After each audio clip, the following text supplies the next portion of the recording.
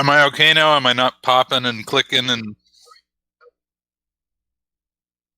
Okay, I guess I just needed to restart my router or something. Yeah, that's just the magic of living in the future. Ugh. And so we should be streaming now. We are live on Hypercube Go, and we are going to attend. We got Munt running. Now it's time to get up everybody's favorite copy of DOSBox. Woo! DOSBox for the win. All right, so get on over here. Get on over here. Get on up. All right, so let's see. What's a Munt? That's the Roland MT32 emulator that I use. Oh, yeah, right. And it's got the little fake LCD. Little display, yeah. Well, you've seen a real one. I have my my MT32 over there when we were doing the X-Day game. Yeah, that thing was great.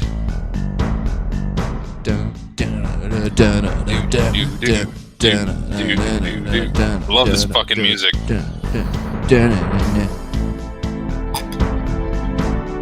3D text, the wave of the future. Words flying at your face at unfathomable speed. You know, if you spell CD-ROM backwards, it says more dick.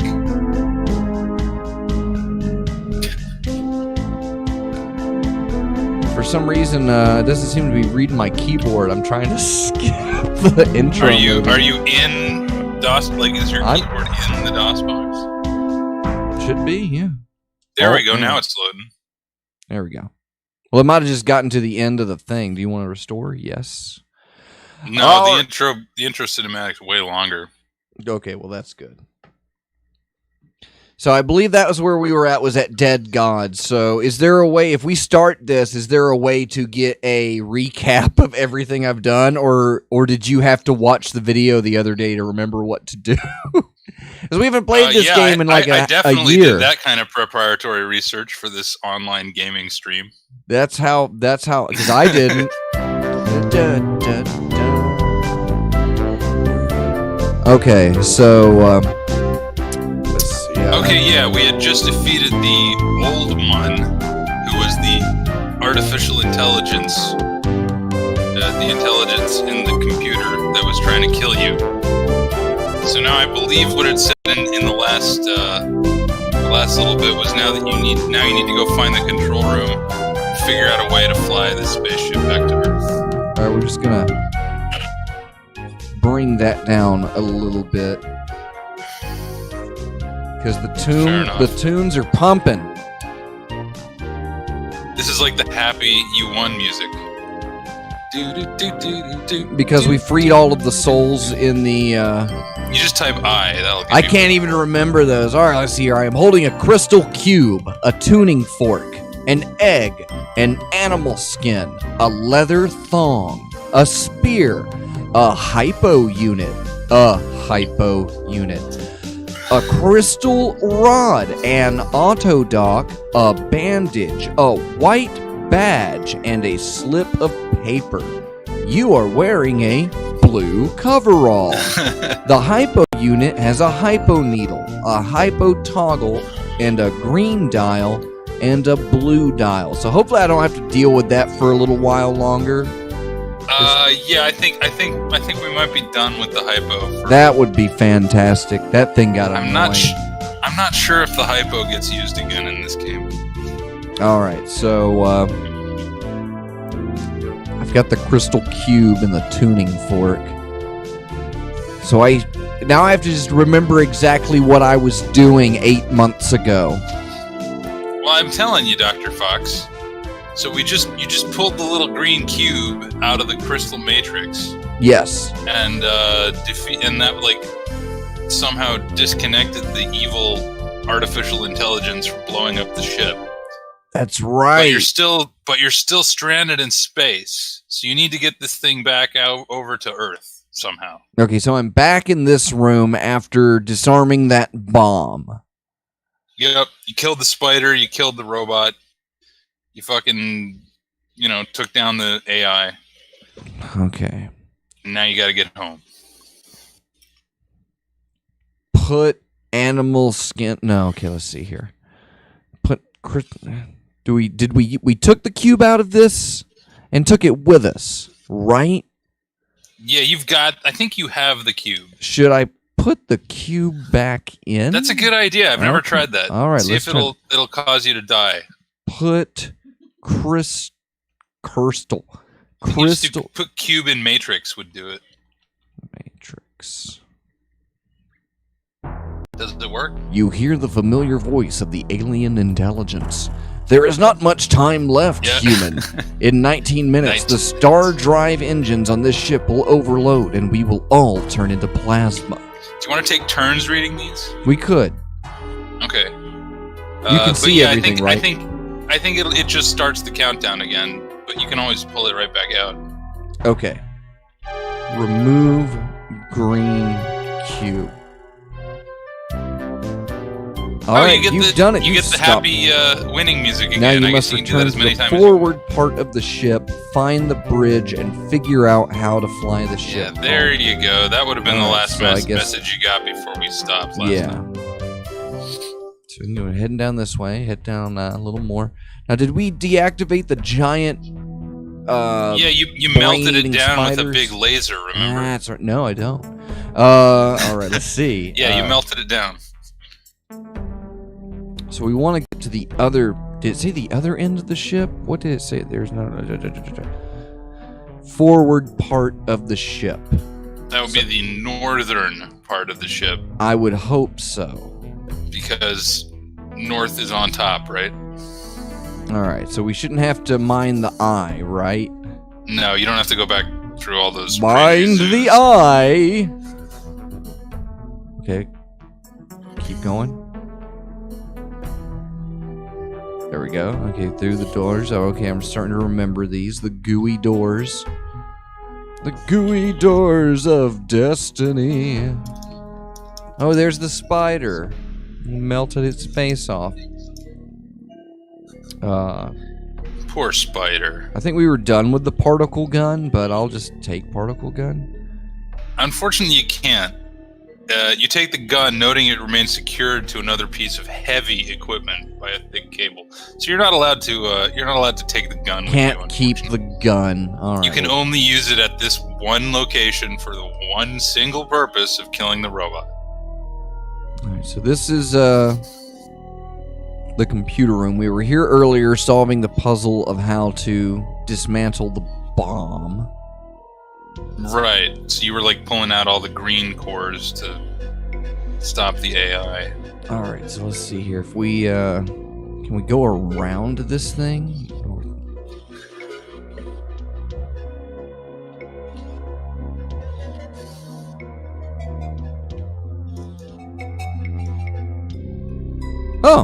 Oh, what do you know? Okay, I went around it. It's all good.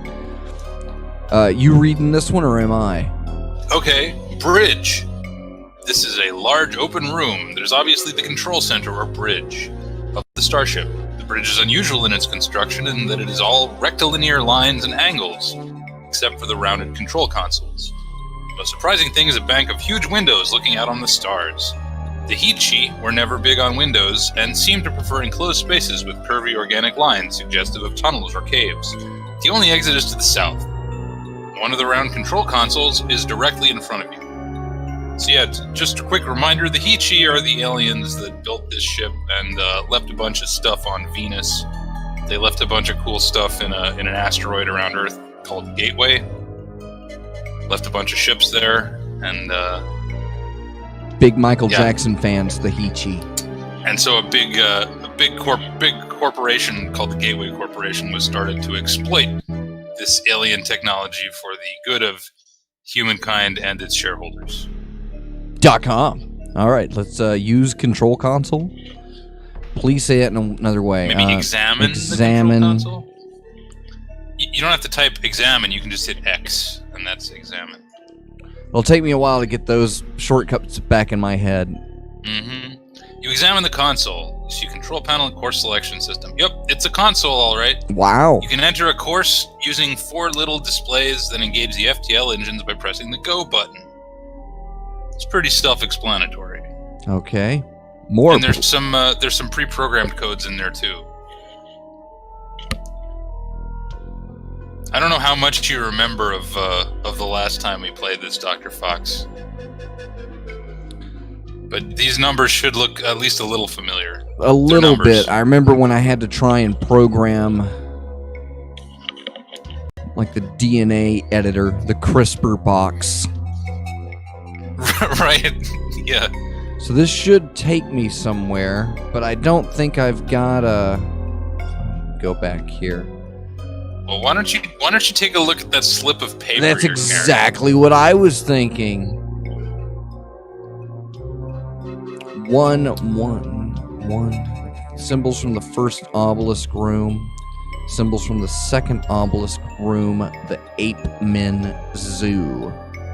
Yeah, which, if you'll recall, was actually a Hichi sampling of some ancient hominids from Earth. Okay. So that is the course code for Earth. The second one.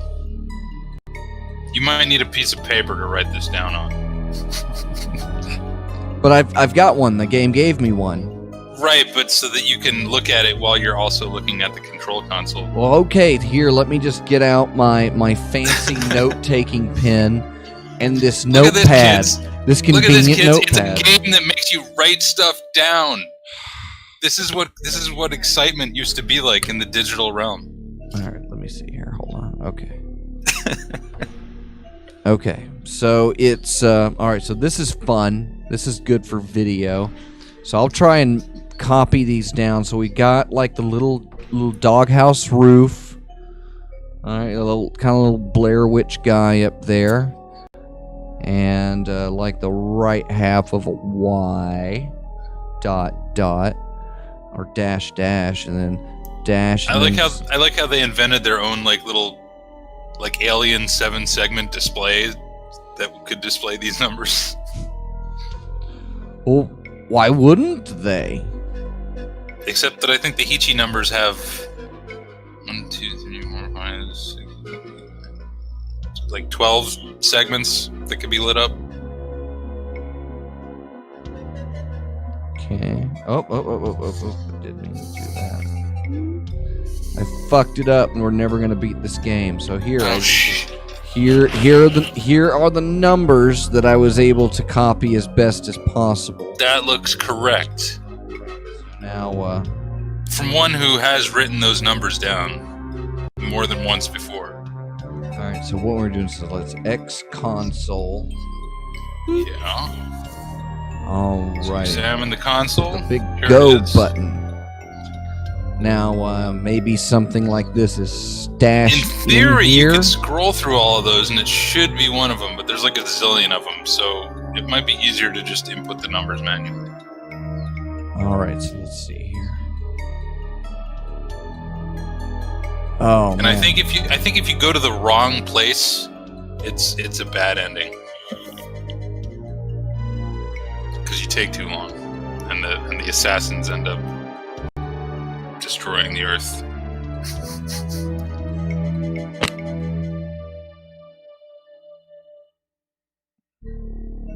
Well, then FTL engine, why would it matter if you're ever late? Well, even an FTL engine takes some amount of time. Okay, I think this is it.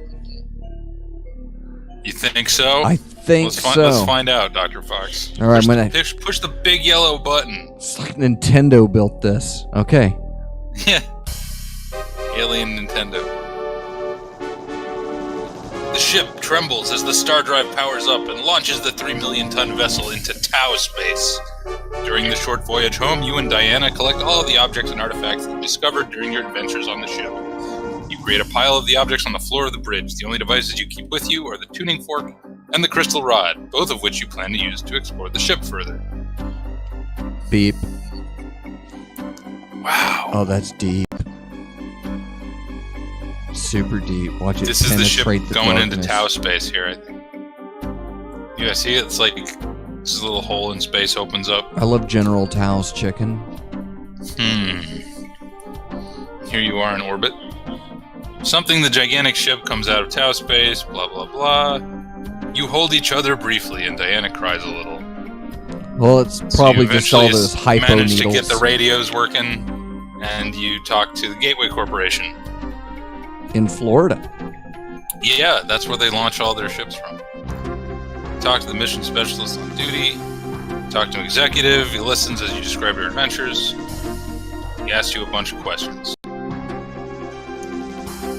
Good work, he says. The UN will decide how to handle the matter from here. Given that you have food and water, I'm going to ask you to sit tight. Now that the threat of the assassins has gone away, this will be a political football. Communication terminates. A few seconds later, the radio speakers begin to emit a strange, pulsing whine. Suspicious, you attempt to recontact Romeo Delta 1, but you can't make contact. It's almost as if your transmission is being jammed. Uh-oh.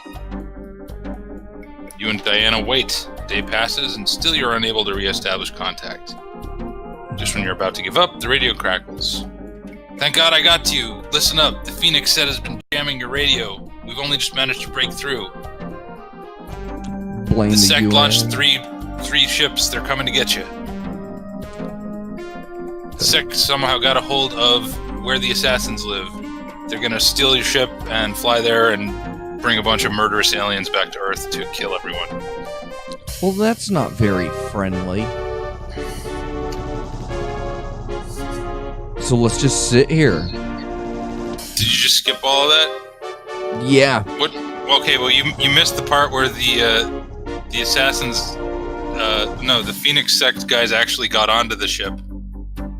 Oh, they're on here now. Yeah, you're hiding in an escape pod, but it looks like you accidentally activated it. Okay.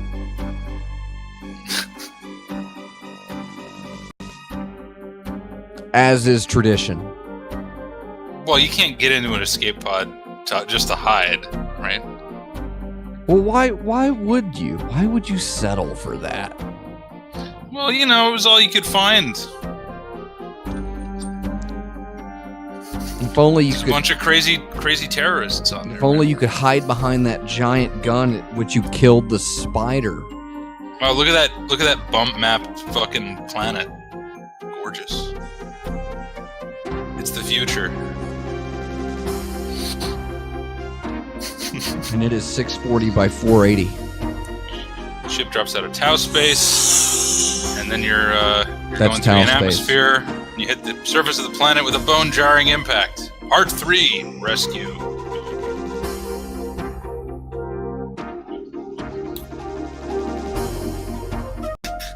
You enjoying your popsicle there, Dr. Fox? Delicious. Pale sunlight falls from an overcast sky onto a carpet of ice. The flat surface extends to the horizon and is broken only by the scar of the escape ship's impact.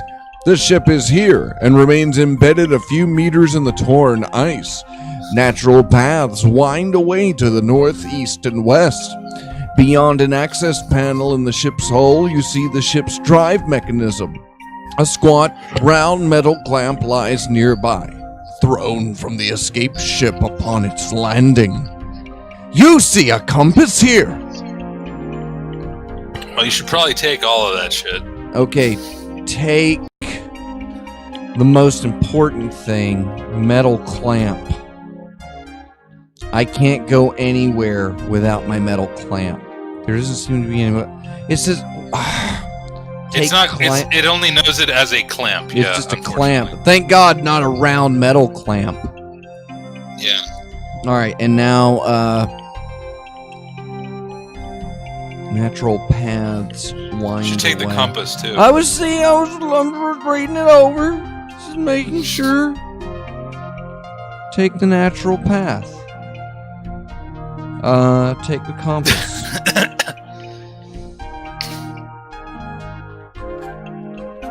Take it easy. You don't need to use the word easy in this game. This game doesn't know the word easy. I think I had picked up on that. So we can go northwest and east, and we have a compass. I wonder which way the compass points to. E-compass. It would be X compass to X examine. compass for examining. It's a small Heechee-made electronic instrument that must have fallen from your escape ship when you exited. A glowing arrow points to the north. Well, But believe it or not, I'll give you a little hint. This is not the kind of compass that just points to the north. I would have a feeling this game would be like that. It wouldn't just hand you a free compass. Well, not the kind that just points to magnetic north. That wouldn't be very useful. Well, I was feeling easternly, so we're going to go to the east. To the iced plains. You're in a stark, open, ice-covered plain. Around this area, a few projections of ice poke out of the ground, but generally the scenery remains undisturbed. In the distance, you see ice mountains that catch the shimmering sunlight. Well, then I guess let's just Maybe just go back. go back.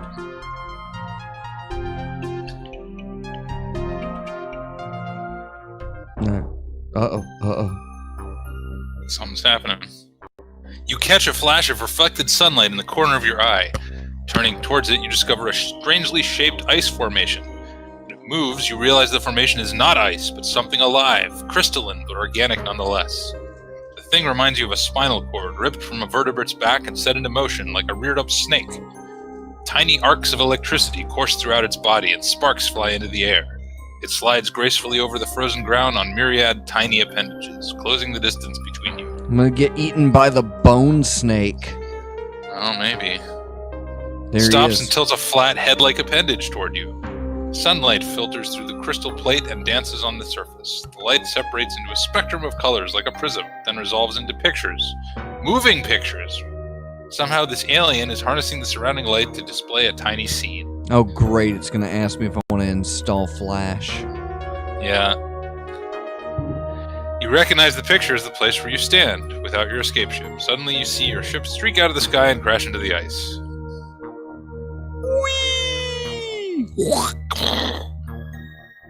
In the scene, the hatch opens, and you step out. It seems that what the creature is depicting are the events that have just occurred. Well, thanks for the recap. We could have used you. Look, here's you! Here's the That's only me. picture you get of you! Wow. This is the only time we get to see the That player character in full the whole head game. of hair. Look at that sexually ambiguous shape. The alien enters the scene. He shows you the tiny images in the center appendage and then leaves. You follow along. These events have not happened yet, so you surmise that the creature is showing the actions that it would like to see you perform. Get ice cream. Pictures fade into the meaningless jumble of light and color. When they're gone, the creature tilts its head and pauses, and then it walks away to the east. You gonna follow that scary Thought he wanted me to do stuff. He wants you to follow him. Crystalline creature notices you're following, waits for you to catch up, and then moves off towards the north. All right. You're in another ice plane. The creature notices you're following, it waits for you to catch up, and then moves off towards the east. Village. You're standing in the center of a bustling village where the shelters seem to have been carved directly out of the native ice. To the east, a fissure splits the ground, and a ramp slopes down to it. You also see an open area filled with ice sculptures to the southeast. After staring at the creatures for a time, their similarity to spinal cords becomes increasingly pronounced. Because of this, you decide to call them cords. A smaller cord, apparently a child, approaches an elder and displays a fuzzy picture of a stick in its head. A bud pops out of the larger cord's spindly body. This bud slowly lengthens into a shape very similar to the stick, and then drops off. The child forms two small pincers. He uses them to grab the stick, and it slithers to one side, happily banging the stick along the ground. Your guide awaits you outside the large building to the south. I definitely want one of those sticks. Could come in handy. Yeah? All right. That's, Maybe.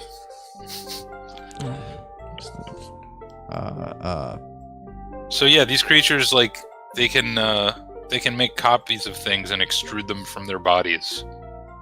Oh, wow. This is an what important fact to know. a novel concept for constructing doodads. Yup. It's in my inventory. Compass, blue, a tuning fork. All right. Holding a blue. You still got that tuning fork, I do have the tuning fork. which you still haven't used even once. Not But if yet. you'd forgotten it all the way at the beginning of the game, We took the tuning fork the from game the laboratory. then becomes unwinnable at that point. If you didn't get that. all the way back in the beginning. Yeah, all the way back in the lab. Games like that. It's pretty cheap. So it's a ripoff. Give me one of those grapes. Nom, nom, nom, nom, nom. You like grapes? Who So doesn't? can I? Gotta think here. Try hitting the tuning fork. That might be a good idea. Already? Well, you could. I'm just saying you could try it, and it might be a good idea. You strike the tuning fork. It produces an eerie ringing tone. The Cord villagers seemed pained by the sound and draw away from you. Well, that doesn't seem to be good. I didn't want to do that. There's no real consequence. Okay. So they don't like it. Yeah, these crystalline entities do Who not would have like. thought? Who would have Do thought? not like a tuning fork. Anyway, your guide just went to the south into a big building, so you might want to. Oh, did he? I missed that. Mm-hmm. Large dwelling. Other than its inhabitants, the interior of the shelter is completely empty. Walls are smooth as glass and show no chips or scratches where they were carved from the ice. A very old cord is resting against the south wall. Your guide sits in front of it as an acolyte would sit before his holy master. They're talking about something. The old cord rises up and approaches you and shows you some pictures in his head. It's telling you a story. Cutscene. A Hichi escape ship, very much like yours, plummets out of the sky, trailing fuel. Upon impact with the icy surface, the fuel catches on fire and explodes. The blast creates an enormous crater, hundreds of meters in diameter. Boom. Over time, an ice glacier reclaims the crater. It slowly crawls over the entire area, completely hiding the ship.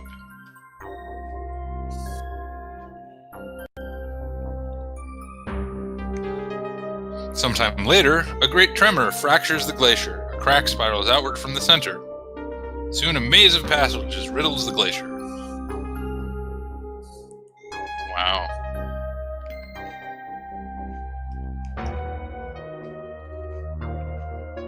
So here's a bunch of cords that go into the maze of passages. As they hike along, they pause at every intersection. One of them drops a ball, and they watch to see which exit it rolls towards.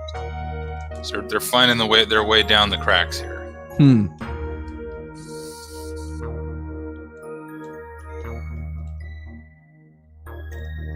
Yep. Eventually, they arrive at the center and find the escape ship buried under tons of ice. The cords create cutting tools and, working tirelessly, excavate a pit around the ship. As the pit deepens, they build a ladder to help them enter and exit easily. The ship appears completely intact. They try to get inside, but can't seem to open the hatch. Eventually, they abandon the attempt and prepare to leave. Before they go, one of the cords carves an exact likeness of the ship, including all the symbols and markings. Carrying their carving before them, the cords wind their way back to the maze of passages and return to the village.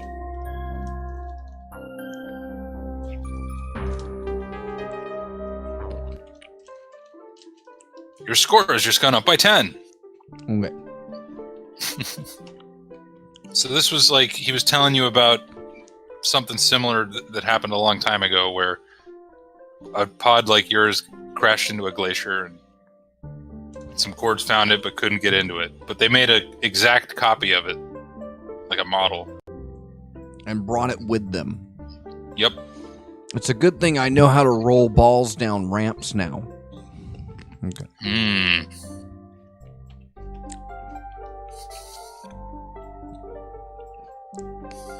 So there was some interesting stuff to like the southeast and the east, I think, from here. That was where the Fisher was. The Fisher Price. South was the big dwelling that you were just in. To the southeast, I believe there was like a sculpture garden, and to the east there was a fissure. Yeah. So I'll let you read this one. You stand in a garden of ice sculptures, each piece more beautiful than the last. The craftsmanship displayed here is unparalleled by anything you have seen on Earth.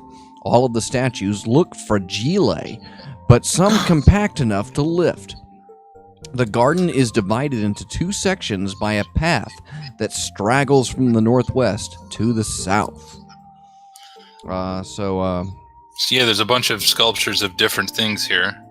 See, we can or carvings, rather. Take this bowl. Take the you bowl. Take the carving of a bowl, yep. Okay. And then, what about this lamprey carving? It's an ice carving of something that looks like a flying leech, only not as attractive. Well, can we take the lamprey? Okay, we take the lamprey. And there's a ship carving and ship symbols. What's the other thing that's there? Cutter carvings. Take cutter. Take the cutter. You take the carving of a cutter. Can we take all? You just grab everything. Okay. This is a worm carving, a ship carving, and a gem carving. Examine the ship. This is an exact replica of a Heechee escape ship. You notice 5 intricate markings on the bottom that are the Heechee numbers 35134. Your score has just gone up by 5.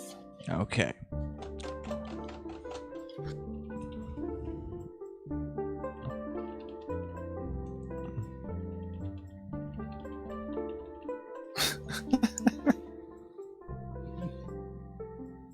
All right, so we could head down this. Maybe go to the south, yeah. All right. Workplace. I don't want to come to the workplace. This is a small cleared niche of the ice garden. Oddly shaped blocks of ice sit and await transformation into art. A cord sits here in front of a large unformed block, chipping away at it with a wicked-looking cutting tool.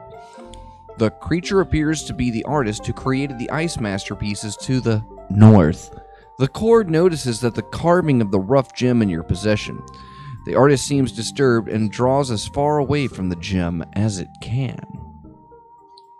So, I could give you a hint as to, or just tell you what you're supposed to do with this guy. Well, let's see here. He's the artist. He made all those carvings. He made them, and I took them from him. But what is it that the rough gem in my possession? Looks like a piece of uncut crystal. Protrusions radiate outward like fingers grasping at the air.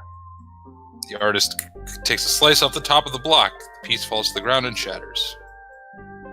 Oh, well, thanks, dude. You could try maybe, I don't know, show him the gem, perhaps?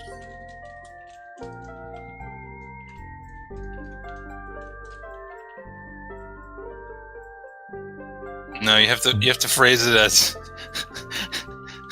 yeah, there you go. Sorry, too many Hugo games. You hold the carving of rough crystal up for the artist's inspection. It stops its work and seems to ponder for a few moments. Then it starts to pick another story. You wish you could show little movies inside of your head for other people to look at? I can do that. I just don't show So off. remember this image. This is important. They peer into many darkened caves and eventually enter one that is half hidden by great spikes of ice. That's important. They go through a long cavern, the light from the outside becomes dimmer as they progress. Just as it seems that they're going to turn back because of the darkness, they spot a red glimmer coming from the innermost depths of the cave. They press on and come upon a lit area. The glow in the room comes from multiple veins of red crystal lining the walls. The crystal is studded with tiny gem-like projections. When the explorers approaches the crystal, it grows an appendage and touches it. Instantly, the crystal attaches itself to the appendage. The cord struggles but cannot free itself. Check this out. The crystal seems to come alive. The throbbing red glow becomes brighter. Then the color begins to flow like blood into the cord. After a while, the cord stops struggling. It's now an extension of the red crystal life form that lines the walls. A few moments pass, and then the lone cord turns and leaves the cave. Dun dun dun.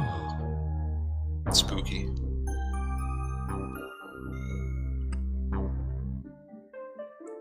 So that's all he had to say about that.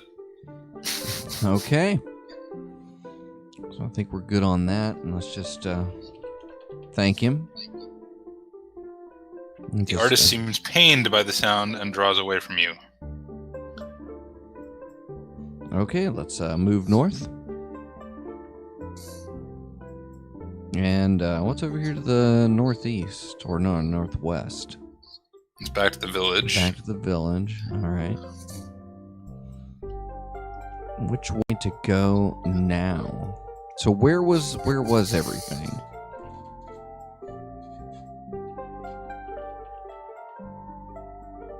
Bustling village, ice, the largest. Yep, there's a fissure to the east, ice sculptures to the southeast, a large home to the south. All right. What's to the north and the west? More ice plains. All right, so I guess we can stick around here then, and There's more stuff you could do with that sculptor, by the way. who the artist? The artist guy, yeah. More stuff to do with him? Yeah, pretty much, like, just show him everything. Oh boy. Yeah. Don't worry, you don't have to watch a cutscene for everything. But he does give you some useful things. I don't know how anybody is supposed to figure this shit out.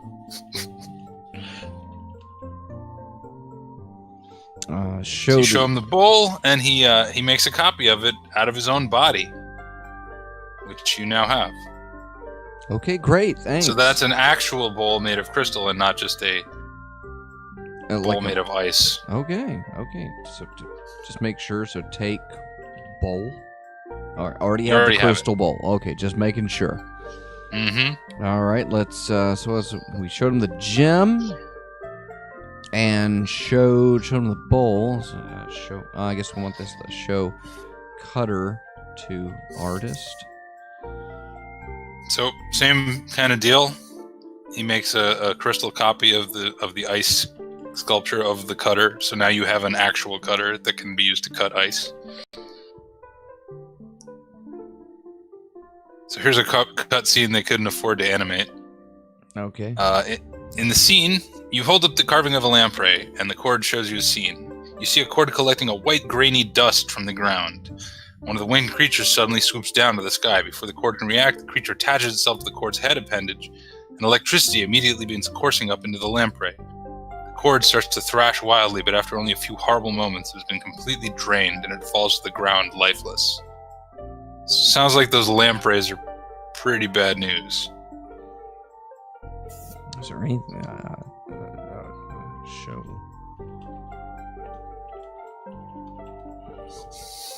The artist tilts his head towards the worm carving and then back again. Either it doesn't know what it is or has nothing to say about it. Okay. Oh, let's show him the tuning fork. Oh. You could have just said artist and it would have understood. You can answer those questions that it asks. Oh, I didn't know that. Whatever. All right. What's a tuning fort? Ship carving.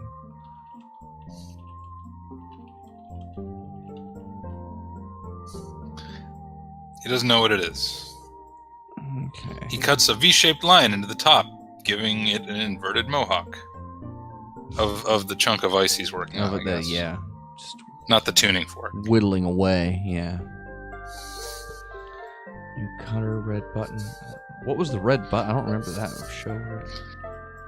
I believe that's on the clamp that you're carrying.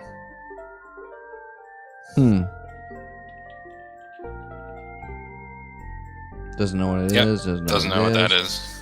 All right, just covering. So we have everything else. Oh, show ship to artist. The artist looks at the miniature ice escape ship. It picks an image you recognize as the ancient cord. So that was the old guy in the house that told you about the ship crashing and the glacier and all that stuff. Gotcha. So have I got everything here? I think you do. Crystal bowl, crystal cutter, ice. Did you show him the worm carving? I guess, yeah, you did. Yeah, we did. You didn't did. know what to make of it. All right, so I guess that's that. So let's go ahead and just make sure.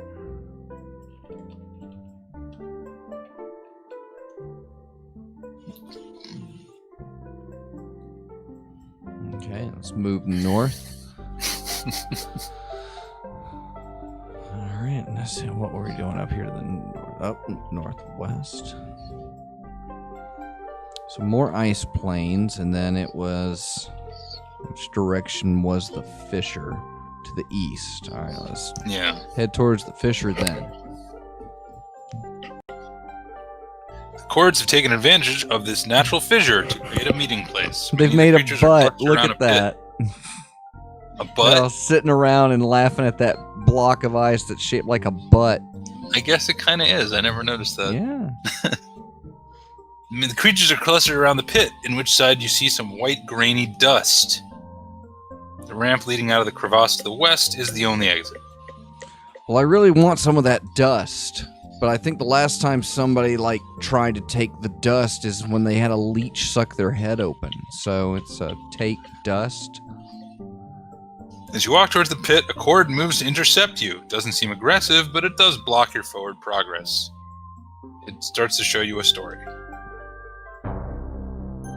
You want to read this one, Dr. Fox? 4 cords sit around a shallow pit filled with white dust. 3 of them insert their tails into the dust and absorb a small quantity. The 4th merely waits. When the 3 have finished, they all leave. The cords arrive at a spring inhabited by a huge crystalline monster. A sheer cliff rises beyond the spring, and a rock bridge connects the near shore with the top of the cliff wall. The cord that did not eat any of the white dust steps onto the bridge. Suddenly, a crystalline tentacle whips out of the spring, wraps around the cord, and draws it underneath the surface. A few moments of violent thrashing are followed by a sudden stillness. Whee! These cords just can't catch a break. The creature settles down to eat its meal, and the remaining cords race up the rock path. The beast pays no attention to them as it feasts on the self-sacrificing cord.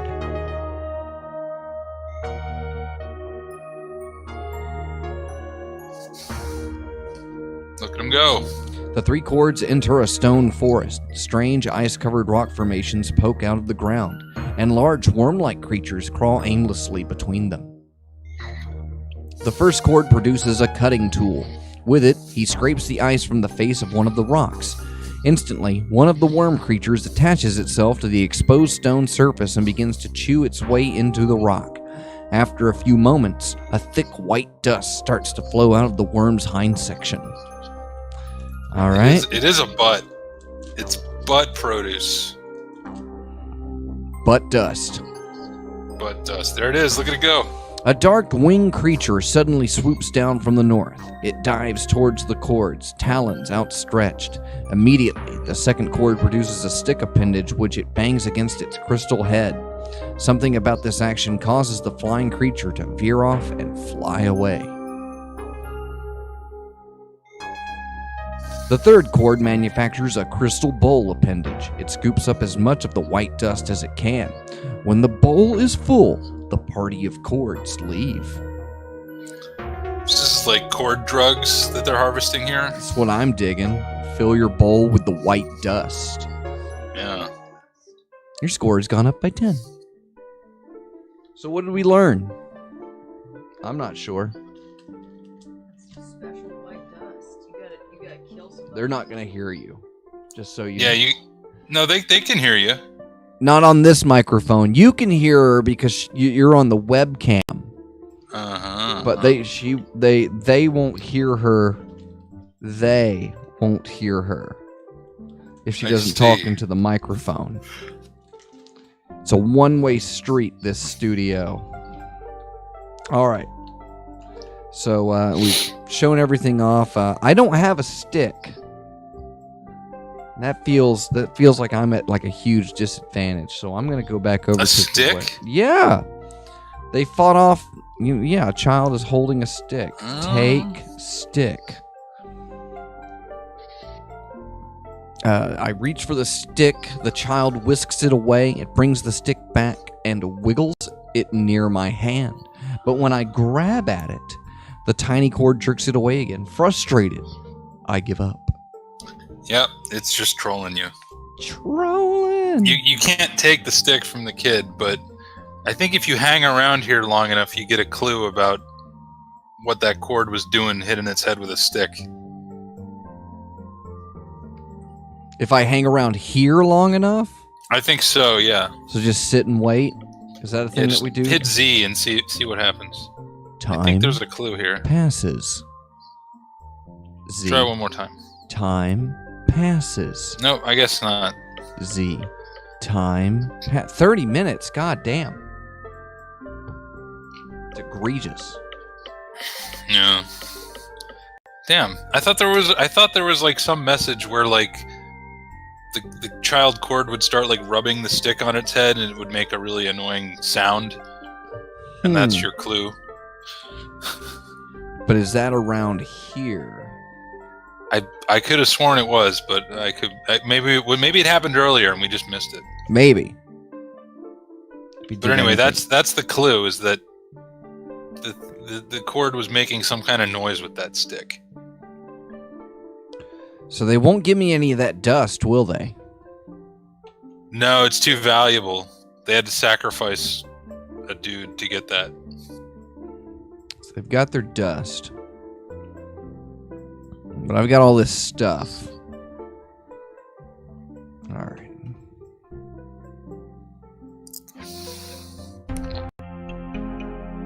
I can go in any direction. Where was, I have a feeling like I have to find these caves. Yeah, I believe if you go to the north, you'll get to, like, some caves. And then you go east and west, and there's like a million different cave openings, and you have to remember which one it was specifically. Okay. Oh, I guess you can't do that from inside the village. Okay. So maybe go west. And then north, yeah. And then north. Ice plains. Keep moving. By the way, I believe this game actually automatically generates maps if you need to figure out where you are. So here's a cave entrance. Cliff wall stretches off to the east and west. It's riddled with caves, most of which are too small to enter. All right, so let's just move through them. Let's just head to the east. Another cave entrance. Okay, keep moving. Yet another cave entrance. This guy. This one is half hidden behind big spikes of ice. Wow, let's check that out. Natural cavern wind its way into the mountain. Sheets of ice cling to the walls, and large patches of ice underfoot make your progress difficult. Although the light from the outside spills in through the entrance, you can see the cavern becomes darker further in. Ooh. Into the darkness. As it gets further away, the light from the entrance becomes dimmer, making travel very dangerous. Don't worry, you got the right cave here, I think. All right. Well, I just hear the words very dangerous. It's just very If you go too far into dangerous. the wrong cave, I believe you slip and kill yourself.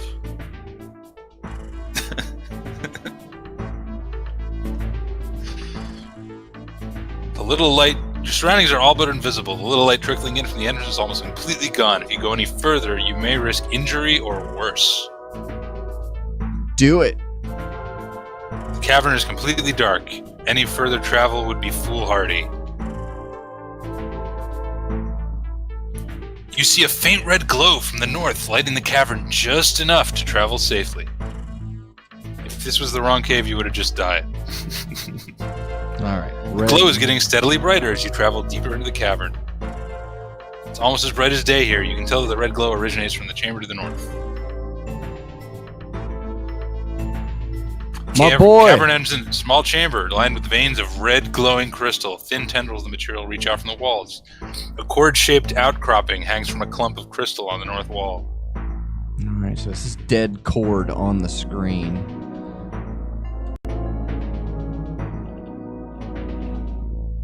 I have to go to the blue cave and the yellow cave and get the keys. Right. All right. Let me see. I've got this cutter here. Can I use cutter with dead cord?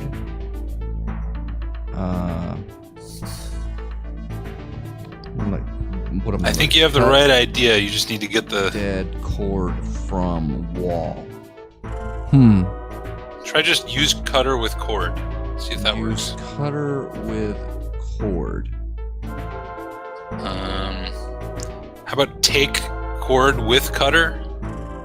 You've got the right idea. I just don't know how it's like it wants the one specific way. Oh, wow. There you go. After only a few swipes of the cutting tool, the outcropping breaks off and falls to the ground. It continues to pulse and glow as if it still lived. However. Okay, so take cord. You take the dead cord. Take the dead cord. Yep. All right.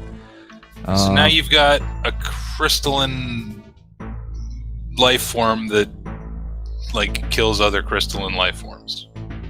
This could come in handy later. I would imagine so. Well, I've got the dead cord. That's what I could. So use dead cord. Sounds good enough. All right, let me see here. Which guy did we learn that from? The artist?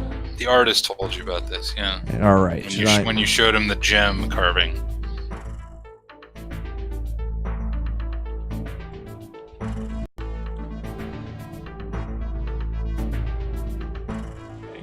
All right, so what do we got? Crystal vein. So use cutter with vein.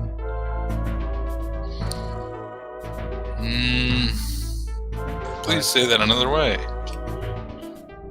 Chop at the vein for a while, but failed to get any more of the crystal to chip off. Okay. So this is the dead you cord already have a counts dead as cord. the crystal. Just making sure. So there shouldn't be Yeah, anything else I need to do in You already have here. a whole dead cord made of this stuff. So all right, so you let's. should be good. All right, let's just leave then.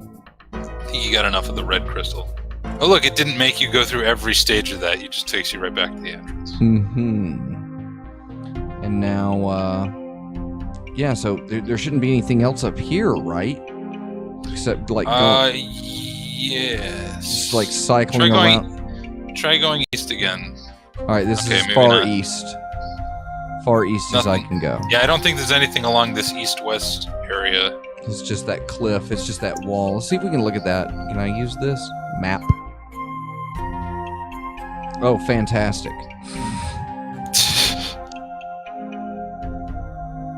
You're already in the ice plains.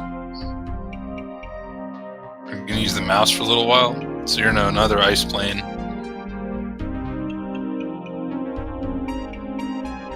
Ice plains, ice plains. There we go.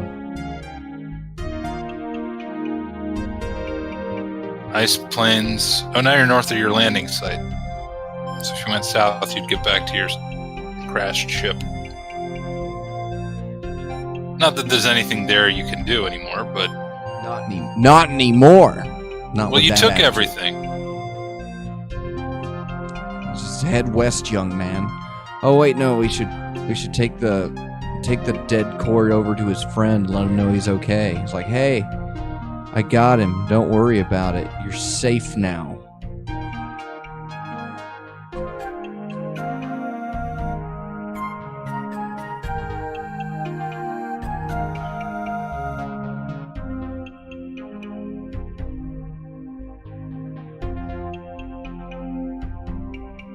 Can you try something real quick? What's up? Go to the east for a second from here. Yeah, and then try going up. I just want to make sure we're not missing something. I just want to make sure it's not. No, that just takes you back to the village. Okay. Curious though. You're taking you're going down into the fissure. Yeah, but you need to find that hot spring that had the huge monster in it that they talked to you about. So where villagers keep their distance from you and the crystal cord corpse that you carry. So obviously they're kind of disturbed by that you're carrying around one of their dead. Like a belt, like a Gucci infectious belt. life form in it. Where dead cord like stole. How about just wear dead cord? See what it comes up with for that. Because you can wear stuff. You can't wear the dead cord. Oh well. All right, so let's see here. Head back west. Right, let's see here. Yeah, maybe go back up to those caves and then just go all the way west and see what's over there. Alright, so let's go and then north. And north. Alright, now west. Rock cleft. Oh, here we are. Alright. The cliff curls around a hot spring here. A narrow path winds around onto a stone bridge. It spans the spring and rises to the top of the cliff wall. Under the surface of the water, you see a large white crystal creature that seems mostly to be a mass of segmented tentacles. The cliff sweeps off to the east and west, and the ice plains lie to the south. Alright. So what do we got here? I've got this dead cord. And we've got the Hydra here. Mm-hmm. And then we've got Hot Springs, Lamprey Path. So I guess it's use dead cord with path. Put dead cord on path.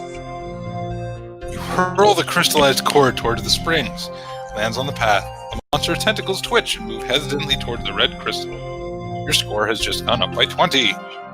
Alright, and then I guess I should just wait. Tentacle snakes out of the springs and grabs the red crystal cord. Monster drags the crystallized cord under the surface of the springs. Alright, so let's go up. Start to move towards the path, but the sight of the thrashing tentacles discourages you from progressing on. Monster shoves the crystal formation deep into its waiting maw. Wait. Tentacles whip out and flail at the air. A high-pitched squeal echoes around the cliff walls. Blood-red color seeps through the body of the thrashing monster until the whole creature has been transformed. A few cords, attracted by the monster's death throes, wander up beside you. Alright, so yeah, let's go up. The monster's movement slow and then stop altogether. Its body sinks down to the spring and sits at the bottom. Cords erupt from everywhere. Many of them approach you and pick quick, rosy images of thanks. What does an image of thanks look like, do you think, Dr. Fox? Well, even they couldn't figure that out. They were making images. How are you going to interpret gratitude from an alien that communicates by showing you pictures in its head? Well, we have emojis now. If they really wanted to thank you, they'd give you some of that white dust. That stuff must be really good. Well, they gave me a bowl, or I took one. Soon you were left alone. Okay, so let's go up. You edge your way up the narrow path. Stone forest, twisted stone formations towering above you, thrust up from the uneven ground. Huge worm-like creatures crawl across the exposed terrain, etc., etc. And there's a bunch of those lamprey things flying around too. Yeah, I see those guys up there. So. Luckily, they can't really hurt you because you're not a crystalline life form. You hit the fork, it produces an eerie ringing tone. Okay. You can go further to the north. Can walk through them, huh? Just checking out what we got here. Yeah, they can't really hurt you. Okay. Stone formations are larger and more numerous here. There are also more of the winged creatures, and they're bold enough to perch quite close to you. Diggle carving and diggle holes. X-diggle. The diggles look like giant worms. Yeah, I don't know why it suddenly switched to calling them diggles. Their mouths, about 1 meter in diameter, are ringed with sharp metallic teeth. Their bodies are segmented and they taper towards their nether openings. They crawl on the ground slowly and aimlessly as if searching for something. Yeah, they're basically giant. They sound friendly. Diggles rock, sounds friendly. Giant rock-eating worms. All right. Let's see here. That poop out white powder. Take that gets diggle. cords high. Right. You Wrap my your arms around one of the diggles and actually manage to lift it a few centimeters into the air. The diggle waits patiently for you to exhaust yourself, and after you drop him, it slowly crawls away as if it had never been interrupted. Yeah, they're pretty pet the harmless. Don't need to use the word pet in this game. Or enjoy. This game doesn't know what enjoyment means.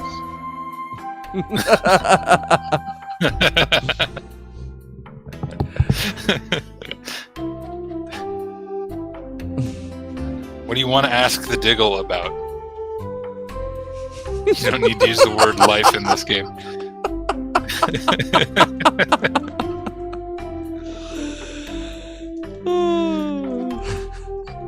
Bite the Diggle. Bite the Diggle. Oh, it thinks you mean the carving. The carving doesn't look very appetizing. Okay. You still got the carving of the worm. Why? How did it suddenly change to Diggles from worms? Where did that come from? I don't know. I do not understand. I love the Diggles. They're kind of cute for giant crystalline worm things. So here you are at the cliff face.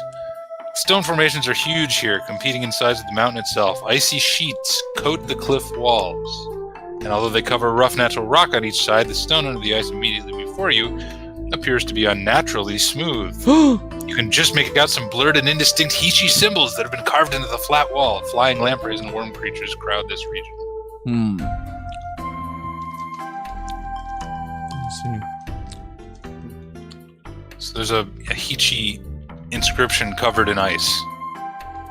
You strike the fork, it produces an eerie ringing tone. I'm gonna hit that fork everywhere I go now. You'll figure out when you need it. I know when I'm gonna need it. It's gonna be really aggravating. Until then. Okay, let's see here.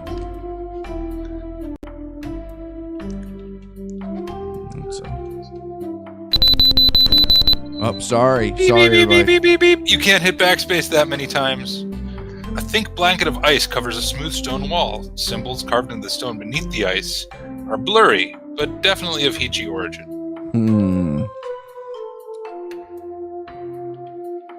Examine ship symbols. Oh.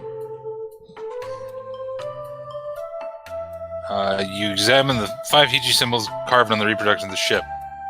They're the numbers 35134.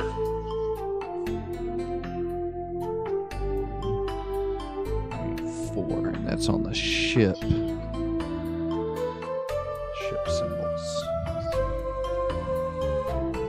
Taking notes. You gotta do it.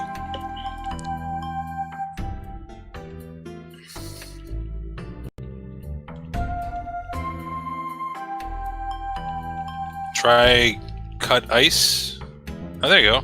The ice peels off in strips. Good one. As you drag the crystal cutter over the stone wall, soon you've cleared the ice from much of the surface area. Your score has gone up by 10. Okay, so now I've created graffiti.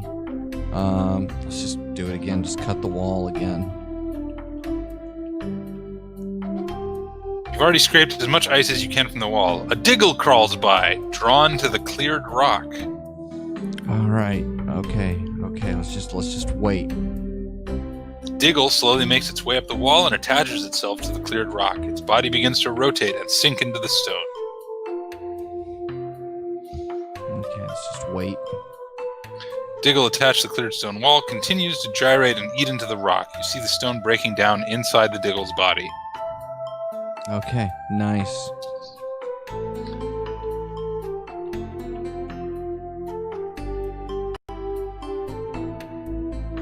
Encourage Diggle.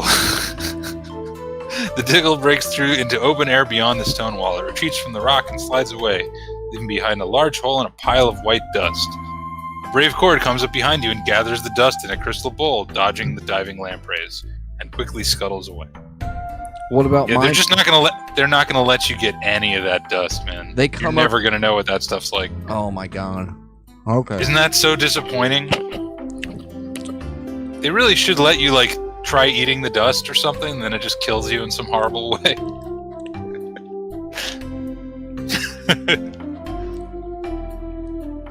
Cord ganked my dust! .com. Squeeze through the hole and drop into the pitch-dark space beyond. The only light here is the faint glow from the Diggle hole to the south. The rest of the tunnel becomes progressively darker as it recedes to the north. The walls of the tunnel are corrugated but carved. Undoubtedly, this cavern was excavated by the Hichi. Well, probably full of giant spiders. Mountain Hollow. You stand in a hollow inside the mountain. The cavern is open to the sky, and the sun sends shafts of light down upon a sprawling dome. The dome's black face is featureless, with the exception of a small triangle-shaped impression, about 1.5 meters above ground level. Lampreys perch all along the top of the mountain walls. They swarm around a set of solar reflectors there, and many have attached themselves onto the plates and the leading cables. The only exit is the tunnel to the south. The arrow on your compass blinks rapidly. It's obvious that the compass has led you to the dome, even though you'd only used it once when you first got out of your ship. Yes. You reason that it must be a Hichi outpost. Instead of landing on a random planet, the escape ship's beacon must have homed in on the nearest rescue station. And this is it. Well, let's see here. Let's use compass. With what we got here? Well, there's a triangular hole. And that's about it. Maybe call it an impression? I believe it's a triangular impression. I'm sorry, not a hole. Gotta be specific. I guess the compass isn't going to help you here. I think you need another item that you don't have yet. Gonna have to come back then, huh? That's the idea. I'm pretty sure, yeah. You need to go investigate that crashed Hichi ship. Go find that glacier. Go get the skeleton key. Right. Oh, sorry. I was waiting for the animation of me to come out of the hole.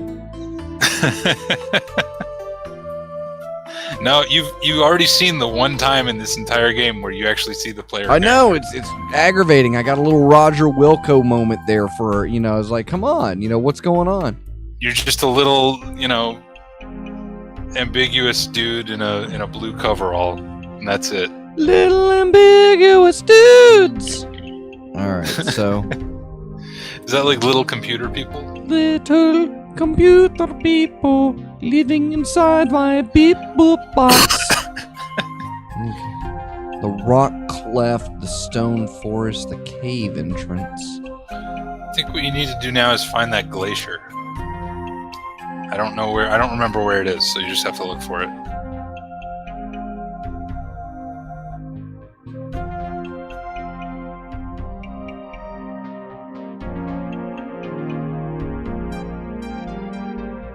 Haha. Ah, there you go. Glacier entrance. Here the ice plains are broken by a towering glacier. The wall of ice sweeps off to the north and south, but a large crack allows entry to the west. Give me that crack. I think you may need another item to solve this puzzle as well. But at least you know where the glacier's at now.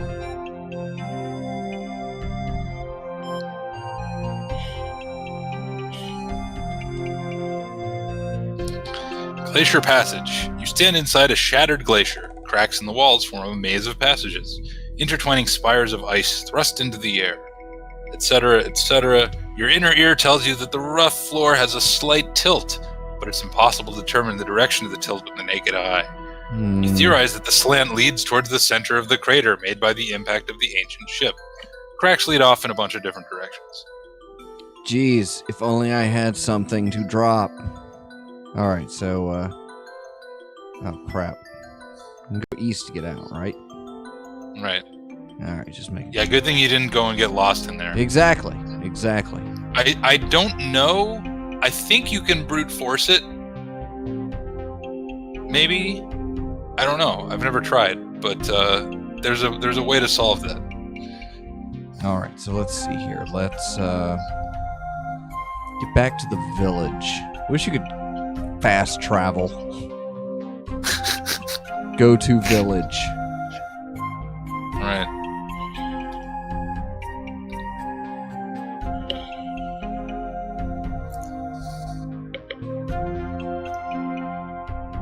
Okay, you're in the village. Just keep heading east. Alright. Need some balls. First off... Or something that'll, go downhill.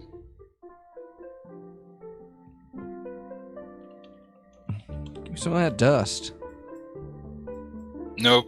It's not going to let you do it. I'm just going to show you this whole cutscene all over again. Even though you just killed this monster for them, so they should be a little grateful. But no. That's what I was thinking. Nope, they're just like, nah, sorry.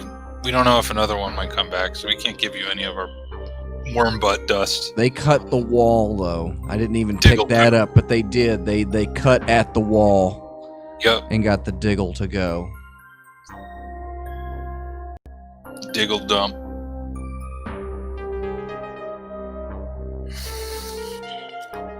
Give me that diggle dust.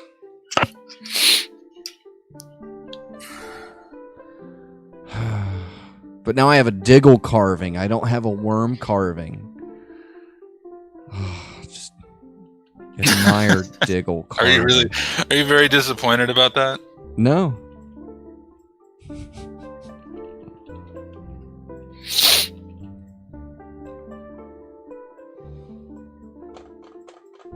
Yep, it's a carving of a diggle, all right.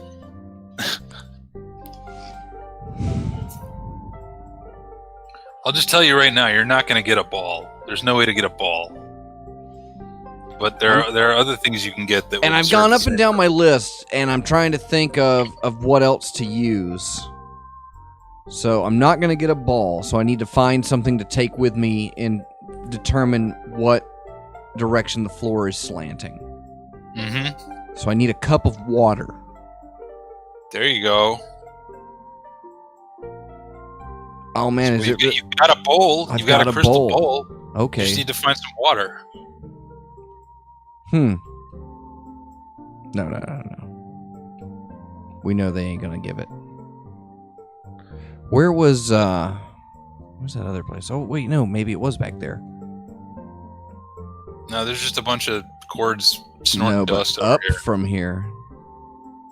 I think up, and it just takes you back to the Oh, ledge. that's it? Okay, which way was the spring?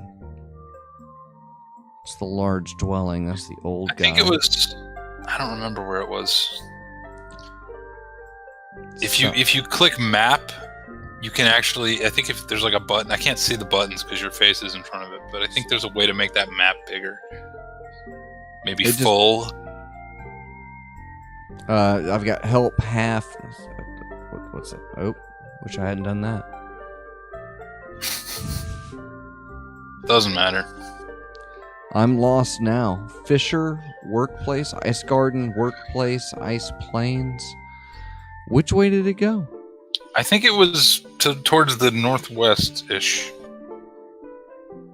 Turn the menu on.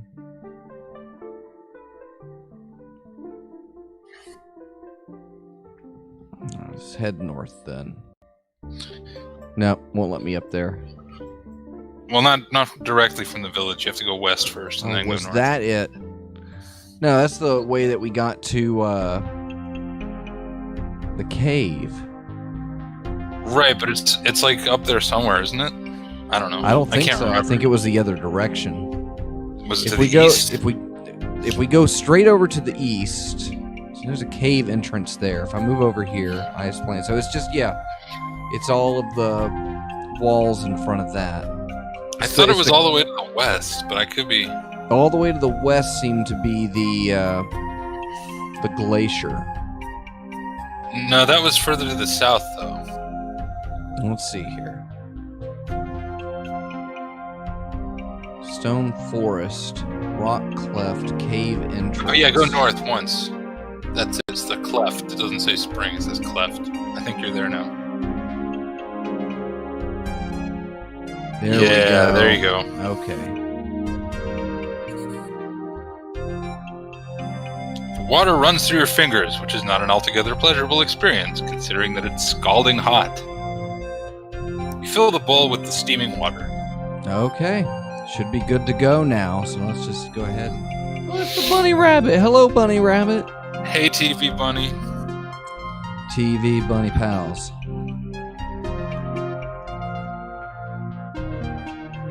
She wants a grape. Feed that bunny. She already had her lettuce. She doesn't need grapes, but I'm giving her grapes anyway because everybody loves the bunny. Mm-hmm. Okay, I see. So let's go back. And then... It was like all the way to the west and then south, I think. There it is, yeah, to the west. Yeah, it's kind of like doing like an imitation of an open field as the map. You're just kind of Right. moving, yeah. Something like that. Okay. My kitty's meowing at me. Cool. So you're in the glacier. You got your bowl of water. It's a small bowl made of the same crystalline material as the quartz. It's full of water.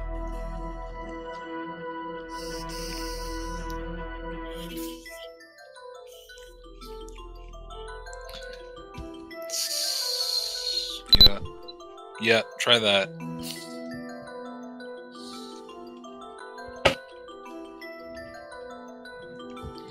How about just pour water? Thank you. You pour a bit of the water onto the ice. Forms a small rivulet that flows towards the northwest. Score's just gone up by 20. So you want to go to the northwest, I guess. What's up, kitty?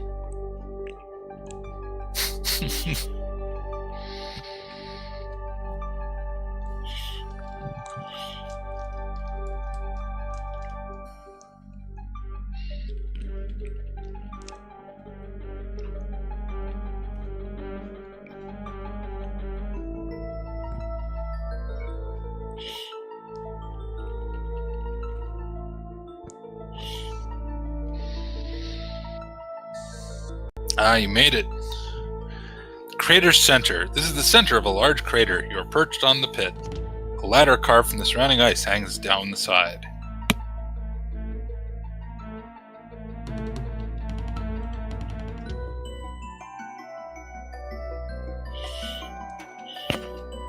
Heading down. You begin to climb down the ladder, but by the third step, the ice groans under your weight. The next step shatters the ladder, and you tumble the rest of the way to the floor of the pit.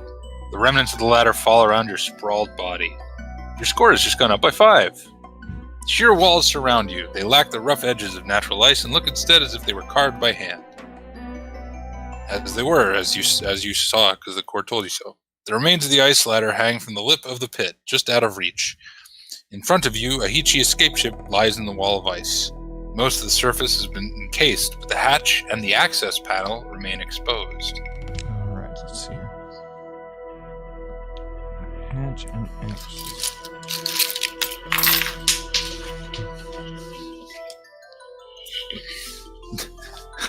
You dribble a little bit of water on the escape ship. Beyond making it a little wet, it didn't accomplish much. I thought I might melt the ice magically. I'm glad that somebody went to the trouble of writing that message just for you to have done. Just for me. I'm the only person that's ever. You could be the one. only person who's ever done that in this game, pouring water on the escape ship. Okay.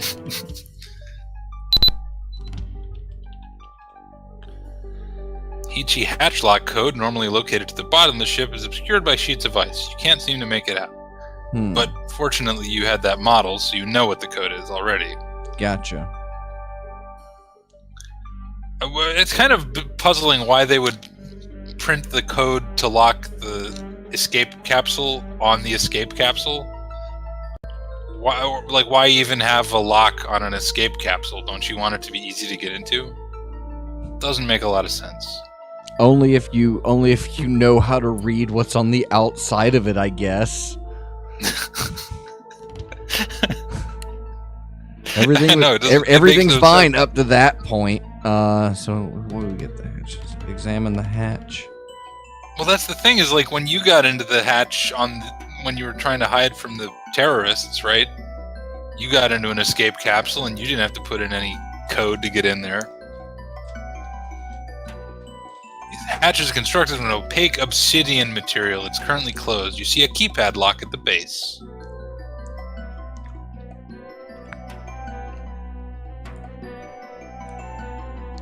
There it is.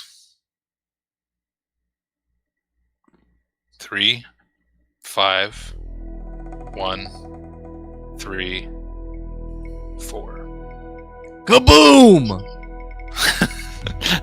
Oops. The hatch clicks. Your score has just gone up by 10. Hatch swings open. Behind it, you discover a cramped cockpit with a decomposed corpse and a glowing pod. Look, it's a real alien. Wow! I was hoping I'd see something neat today. The dancing spinal cords weren't enough. Pod. You untangle the pod's harness from the Hichi corpse and remove it from the cockpit. So I took the corpse with me? No, you took the pod that it was wearing. Okay. All right, let's see here. It's kind of an alien fanny pack. You can't use the ladder. It's gone, man. You broke it. It says it's there. It says it's there. You could try climb ladder, but I don't think it's going to work. No. Only If you only could you could reach reach it. Yep, it's not gonna happen. You're not getting out by the ladder. You hack away at the wall for a while, but inflict no noticeable damage. Don't forget, there's like an access panel or something on the pod. There might be something useful in there. Oh, I thought I had checked that.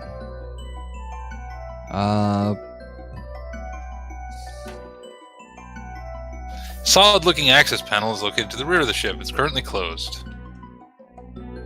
Creaking in protest, the panel slides back to reveal the drive mechanism.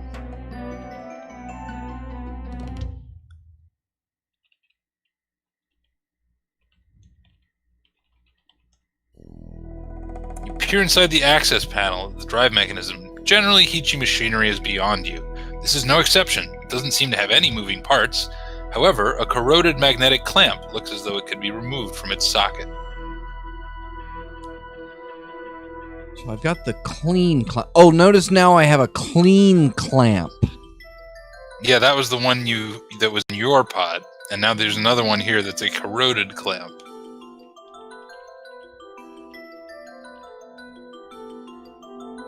Clamp remains where it is. It appears to be stuck to the rest of the machinery.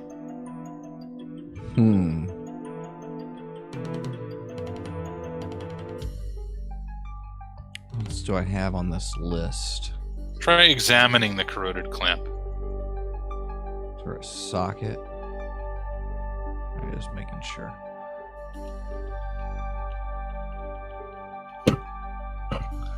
Magnetic clamp is flat and circular, about 1/2 meter in diameter and 10 centimeters thick. The ice seems to have caused quite a bit of corrosion. On one side, there's a blue button. The clamp is humming lightly. Press blue button. Corroded clamp stops humming and tilts away from the rest of the machinery. Okay, so now let's try to take corroded clamp. You slide the corroded clamp from its socket. All right. Your score has just gone up by 5. Can we...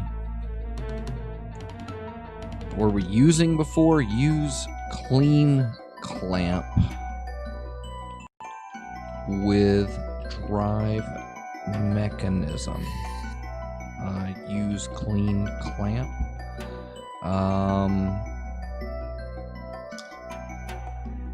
I should tell you, your goal now is to get the hell out of this hole in the ground.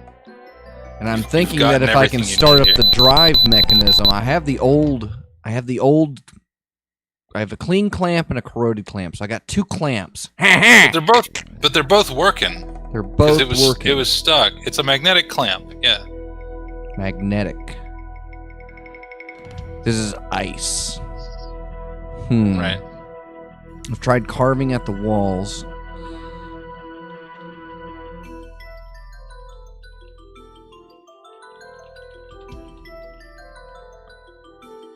You don't need to use the word inspiration in this game. I've got this harness. Use harness? Or can I wear harness? You strap the pod onto your back with the attached harness. Oh, I've got a pod. Yeah, that's the pod that the dead Hichi was wearing. The X-Pod is a tan, 4-sided pod that is shaped like a pyramid. The base swivels open to reveal that the interior is hollow. You guess that it was something fairly personal to the Hichi, as it was the only object found with his corpse. Perhaps it was something used to identify him. Alright, so I've got the pyramid on the pod. Mm-hmm. Okay, so let's see here. Press red button. You hear a light hum coming from the clamp. Okay.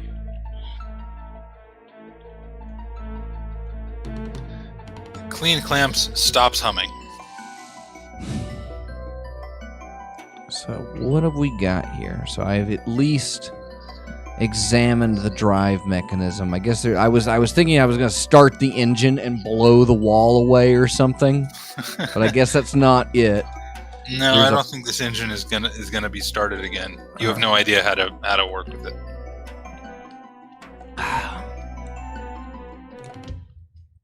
Hatch codes, Hichi corpse, ice. Look at the ice. Cloudy and streaked with minerals. How do I call the Diggles? How do I summon the Diggles?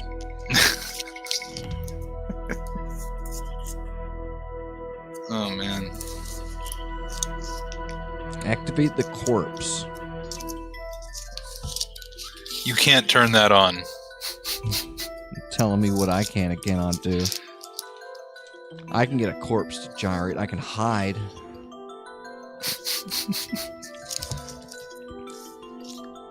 Jump. You leap and try to grab the end of the ladder, but miss by about a meter. Yeah, it's not gonna happen. That ladder's fucking useless at this point. You broke it. I'm gonna call OSHA on this ladder. Those cords are gonna have a hell of a day. Yeah, I don't know if you ever looked at a cord, but I think they're only like about 3 feet tall, so they weigh a lot less than a person. You mean about a Like meter? about a meter, yeah. Yeah. But they're pretty small. This is taking them to town. Taking them to town. Yep. I'm not. Oh, can I click on things and it just? Oh, look at that! I didn't know that. I just click on things in the Yeah, picture. isn't that great? It's like almost point and click, but not really. Gem carving, escape ship, drive mechanism, diggle carving, crystal cutter, crystal bowl, corroded clamp, a compass, cockpit.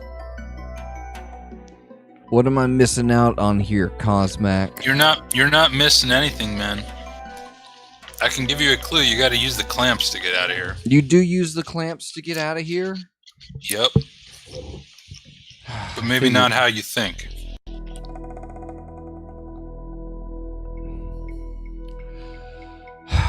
Do I use them with the ladder? Nope.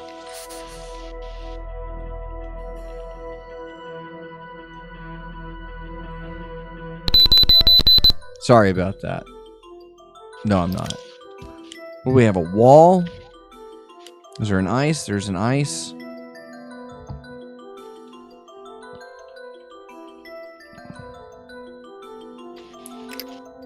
Gotta be specific. Put clean clamp in ice. Ah! Type oops ice. You can't put the clean clamp in the ice.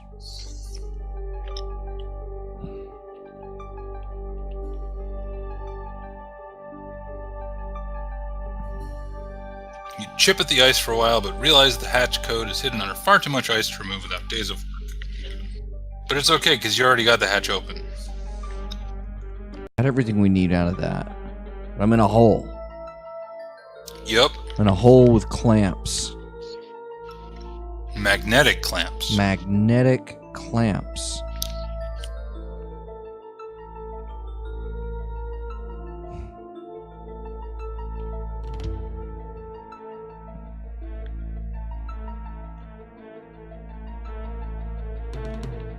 Use clean clamp with harness. Not quite. Am I on the right path? Am I warm? You definitely need to use the clamps. I can't use them with what is there to use them on? I can give you a hint. You're not getting out of this hole with the clamps. I'm gonna have to leave the clamps. Leave them behind. Yeah. That's what I'm thinking. Use clean clamp with ladder, but I can't get to the ladder. So I'm. It wouldn't matter anyway. They're magnetic. They won't attach to any of this stuff. I have to get around that rung. They're magnetic. I'm thinking that I'm gonna like somehow bounce myself out. Yes. But how? What arcane set of inputs does it require?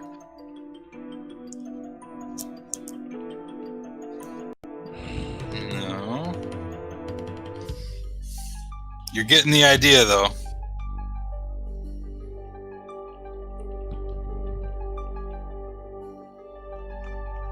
No, not quite.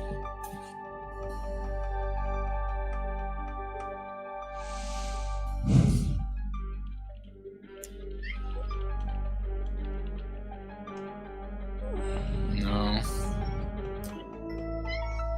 Hey, Drapo. My cat's here yelling at me.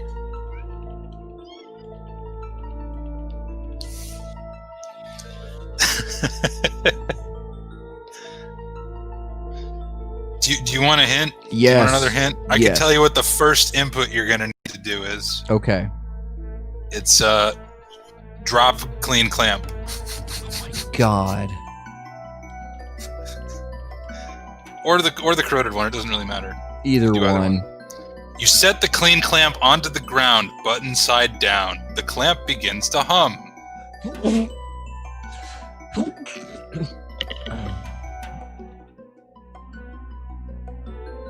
You set the corroded clamp on the ground, button side down. The clamp begins to hum. Okay, that wasn't right.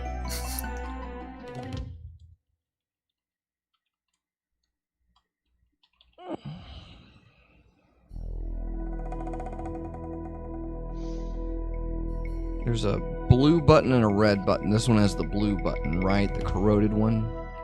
Right. Corroded clamp stops humming.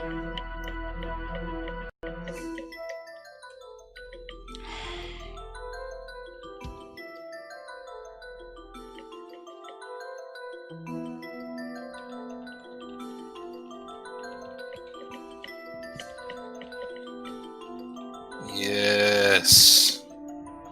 You set one clamp on top of the other. The blue button points to the sky. You step on top of the corroded clamp. The blue button peeks out between your feet.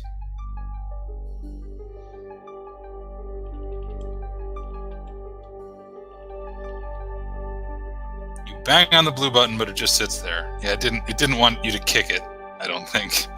Even though that probably should have worked. You reach down and press the blue button between your feet. The clamp's magnetic field engages and immediately pushes off against the field of similar polarity below. I don't know how you're supposed to figure this out.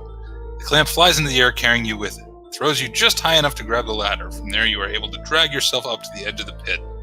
The clamp falls back into the pit.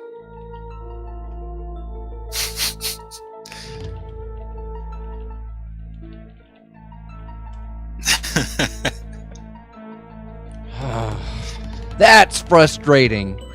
Just drop Right? it. Just drop it. You Yeah. got all this stuff in there. All these things. Like, no, just drop it. Just drop it. This was something you can do. Just drop it.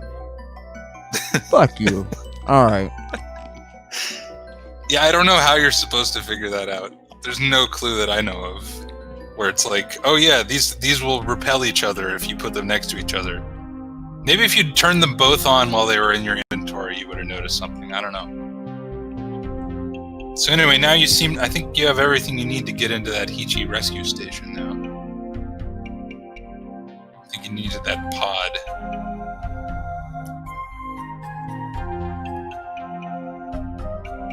Where So you was gotta that? You gotta go back to where the monster was at, and then keep going north from there. Yeah.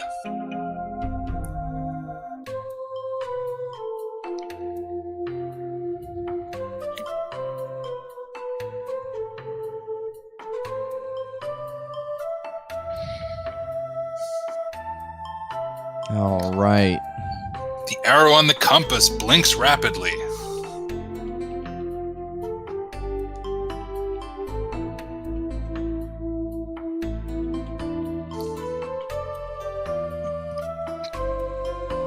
You insert the pod into the impression. Suddenly an oval of radiance appears as a portal opens up. A cloud of lampreys rises into the air and starts flying towards you. So you grab the pod and dive into the portal, which immediately closes behind you.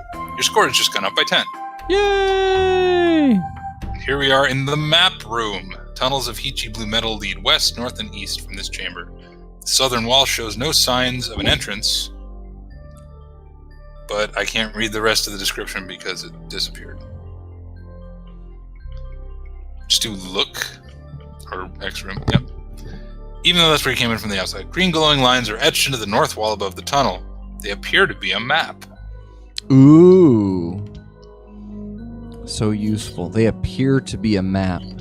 Of some kind, but... But of Yeah. what? Tunnels? North. So probably what? of this rescue station, All right. I would imagine. Okay, so there's a couple rooms, some map room. It's got a line pointing up to the thing up there at the top, leading north. Okay, so let's just head on in then. Just head north. Instinctively, just head through. Hangar. The walls stretch up to a dome ceiling high above you. Black metal moorings span the distance between the walls and a Heechy ship sitting in the center of the hangar. A ladder on the side of the ship leads up to an open hatch. You see a small access tunnel to the north and a squat black machine to the west. All right. Squat black machine. Small access tunnel to the north. Ladder of a side of a ship. These are some futuristic aliens getting into their ship with a big, long ladder. They've developed the prime ladder technology. Like, there's not even. But they there's not couldn't even a share that. gantry They ramp. couldn't share the ladder technology with the guys outside. There's not even an elevator. You have to climb up a ladder. Apparently, without any kind of safety railing around it. It's not space. Climb up the ladder onto the side of the ship and lift yourself into the hatch. This is the largest single-pilot Heechy craft you've ever seen. Standard equipment is all here with the addition of a strange control panel beside the hatch. All of the controls are dead.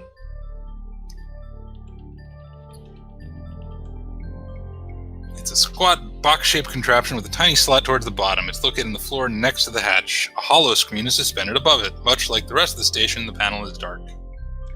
So I think you need to turn on the power somewhere, maybe.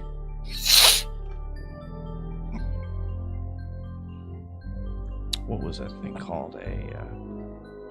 The squat black machine. I think it's just called a machine here. Yeah, but I was looking at squat. Yeah, the squat black box covered by a transparent shield. Oh, bunny rabbit! Did you hear that? That's the I bunny heard it. taking off. It is located on the floor next to the hatch. Oh, down here. Inside you see a flawless yellow crystal. It is quiet and dark, much like the rest of the machines here. Can examine crystal, my daughter.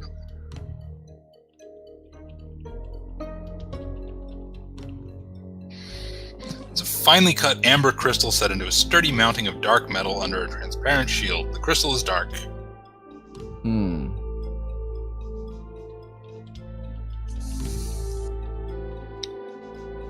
Transparent shield keeps you from removing the crystal. Yeah, you can't take that. Nope, you can't take that.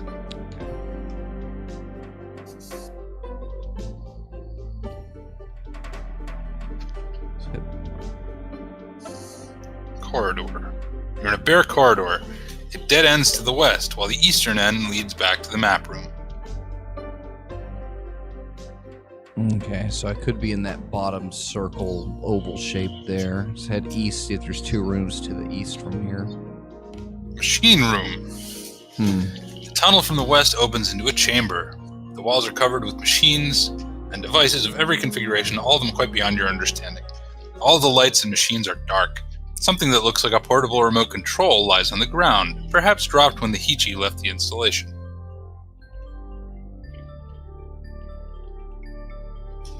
You take the control module. Your score's gone up by 5. Your compass. It's a small Heechee-made electronic... Yeah, you're just looking at your compass. Yeah, just... I don't know why. Well, it was going off earlier. I didn't know if maybe it was going to tell me to go somewhere.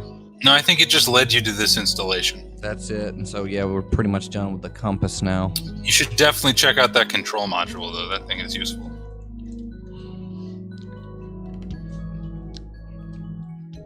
Oh, great. It's a Nokia N-Gage.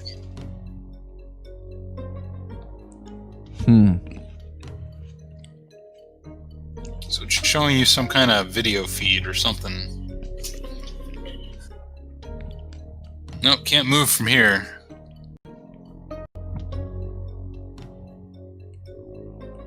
Ah, it opened a door. And it closed it again.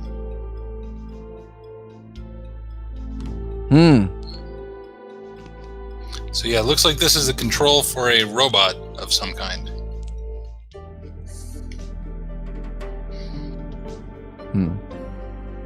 Nope, can't go north. That should have opened a door somewhere, though.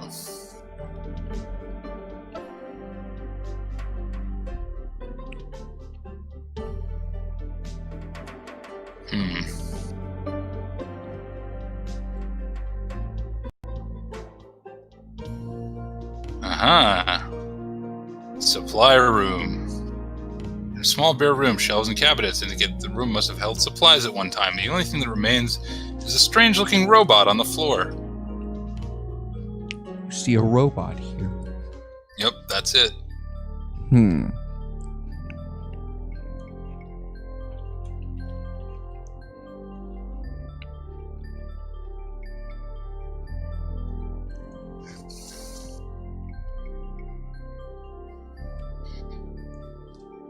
Unfortunately, it'll be the same direction as you came in from, so I think east would get the robot out of there.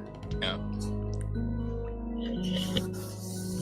Oh, like that? Okay. It's not actually related to what you're seeing on the robot's video feed. It's related to your cardinal directions that you would normally be. Yeah, there you go. So now you're back in that corridor. Now you're in the entrance. There was an access panel up in here. Yeah. I don't think you can do anything useful in there right now. Okay. Yes.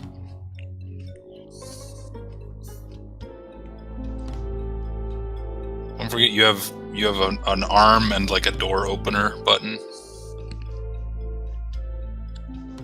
Ah. Opened another door. Ew, gross.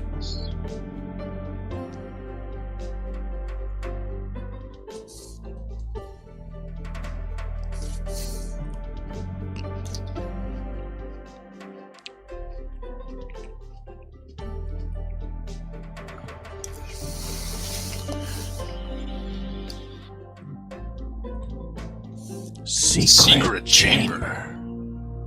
The room is bare save for a huge device in the middle of the floor. The ceiling is at least 2 stories high and the column-like device reaches up to it. You see a robot here. Even though you don't see a robot here. But, no, he's right there. Whatever. He's right in front of the big oh yeah, he's right in the middle. butthole on the machine. That's cute. I never noticed that. I don't think I ever made the robot go in this room. When I used to play this game as a youngster. Over and over and over again. Over and over and over and over, yes. That's why I know the solution to every puzzle, just by heart. It's kind of sick.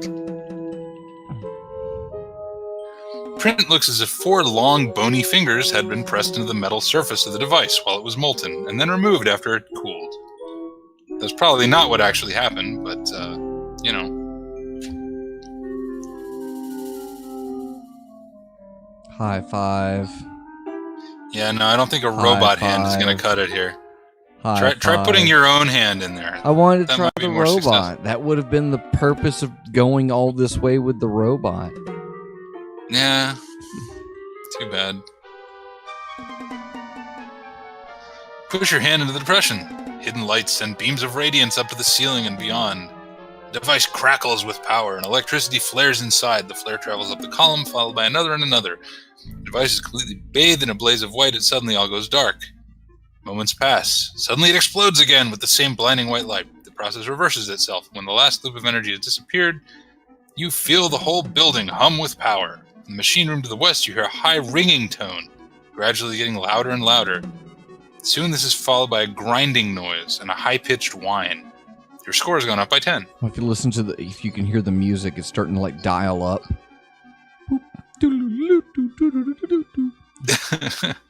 I can't really, but... You couldn't hear it, but yeah, though it was totally DTMFing.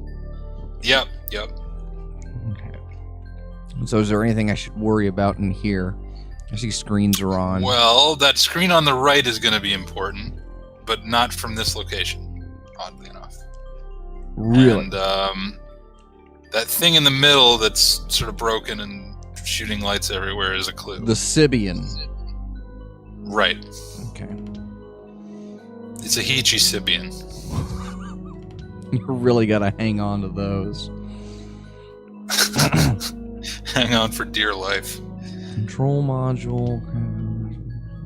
Alright, let's just check around here, see what we got going on. Is there anything else going on over here down in the dark I think this is just where they keep the robot. It's the robot room. Mm-hmm. It's a good thing that they left the control for the robot outside of the robot room so I could get the robot. Yeah, it's convenient. It was nice of them. It was nice. Alright, what do we got here? Control modules, there's a crystal bowl. Looks like that squat black machine is doing something now.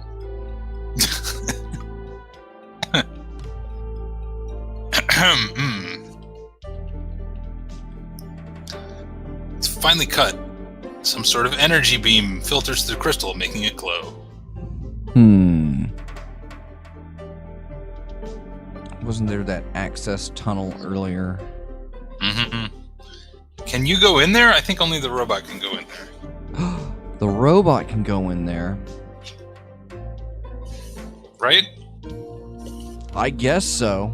We'll find out. Come on, Sergeant Peepers. Or Peeper. He's only got like one big eye. Oh man, which way to go?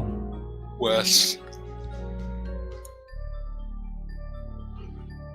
So Cool. notice how you Cool. can see that screen with the robot?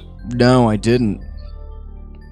That screen that had the weird symbols on it? Yeah. The one on the right there. The one that That's looks important. like the PF Chang's logo. Yes.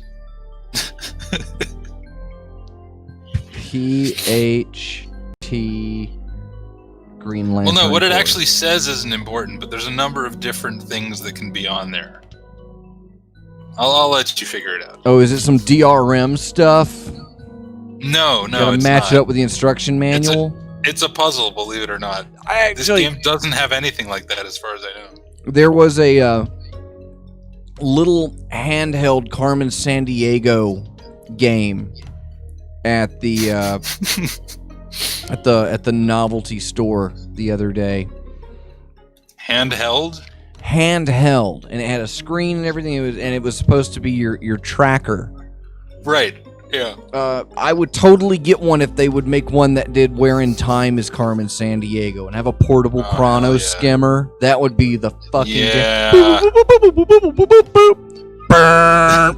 We're totally playing Carmen Sandiego after Homeworld 2 is finished. Well, it's Gateway to Homeworld, but yeah. Gateway to Homeworld.com.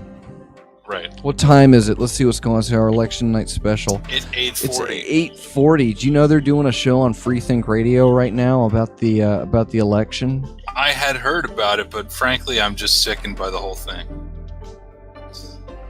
I'm just gonna ignore it and then find out what happens when everybody else does.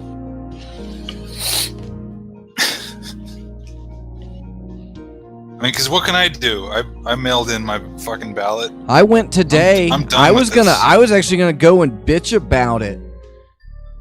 Maybe I'll do Oh, that yeah? right now. Yeah, we'll cross promote my stream. On the free think?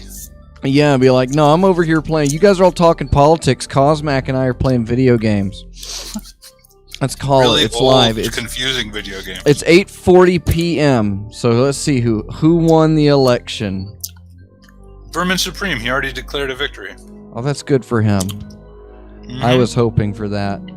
And so far, looks like, wow, Nader shot out from nowhere. Whoa! Fantastic. Interesting numbers. I don't want to talk about it on this show. Let's save this thing. You think I got that another door down there? Yeah. No, it's not a door. You can just keep going. And then you get to a thing with a button. But you can't really do anything with that yet. Boop. I now launch the rocket. Oh, no. No, it just opens the roof. You hear a great roar as the roof above you yaws open. Suddenly, hundreds of lampreys pour into the opening. They swarm over everything, especially the power leads and cables. Lights dim as the lampreys siphon off the energy from the station.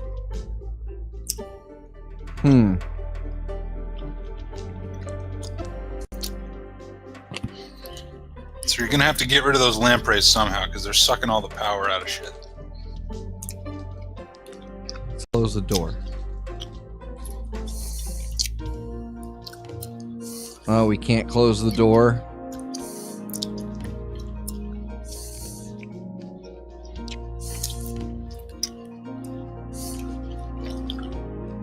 Oh god, now you got me looking at the fucking election results, and I don't want to look at that shit. God damn it. Actively trying. We're fighting lampreys. We're fucking I was dealing trying with not to like think flying, about blood-sucking creatures terrorizing us. Not the election. Something important. that. They're over there doing their show about it too. Oh my god. You know, they're gonna be up all night. The Canadians are gonna. Yeah, I thought free thing was Canadian. Oh yeah, it's gonna be a pretty rough day in the USA. You get it? I would hit my. I'm not doing jokes tonight. It's different from time for the. Like I'm muscle memory trained to go over and hit fucking buttons on my keyboard to make sound effects happen. I'm doing it while I drive. Every once in a while, I'll say something fucking smarmy, and I'm just pew pew pew. So I've done it That's to good. myself. It's good. Yeah, live it. Live the show with your money. Patreon.com/Hypercube. So you gotta do something to get rid of these lampreys. I don't know if you remember, but like when that guy was showing you about the cords harvesting the Diggles powder. Mm-hmm. They Like came at one of those cords like took out something and like was hitting it against his head, and that made the lampreys go away. He hit his head with a stick. Yeah.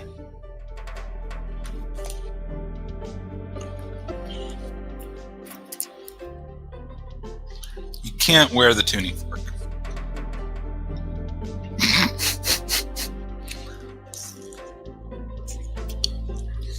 That doesn't make any sense. Place tuning fork on head.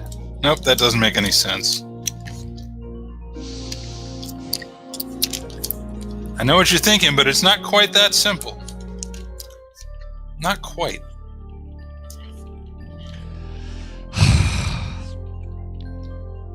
This is frustrating. It's been 8 months since I've played this game, and it's right back to where I knew it was going to be. I'm like, it's virtually 2:18 in the morning. Yep. Sorry, I'm allergic to all this bullshit. Let's see. At the pond, I'm in the map room. Go Did you know you east. can buy a hard hat shaped like a cowboy hat? Can you? Yeah, and it's OSHA approved. I don't know. Feels like it would probably catch a lot more stuff instead of just dropping it off. And in the Well, yeah, but it'll protect you from impact. that door back there looks like it's got like Krang from the Ninja Turtles peeking out. Trying to think here. I think that's the thing you stuck your hand into back there. It is, I know, but just it looks like a It looks like a Krang. Krang back there, or maybe a Zoltar, maybe a Zontar or two. Take a look at this machine.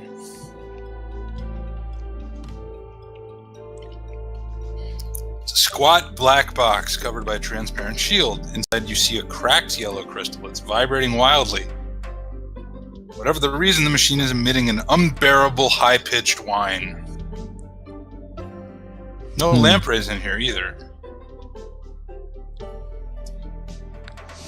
So notice the screen on the right has also changed. That's a different puzzle, but Oh, come on.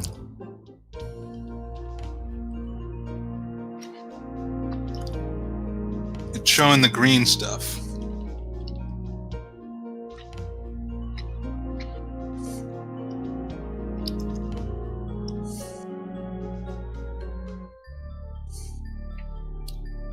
Yeah, good thing that button didn't launch the ship.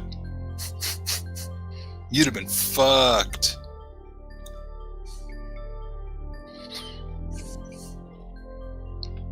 But at least I would have known what the button did. That's true. Assuming that the ship's exhaust didn't just vaporize you as you stood there in the hangar. I would have accepted that as a death. Sure. Why you pushing buttons near rockets, dumbass?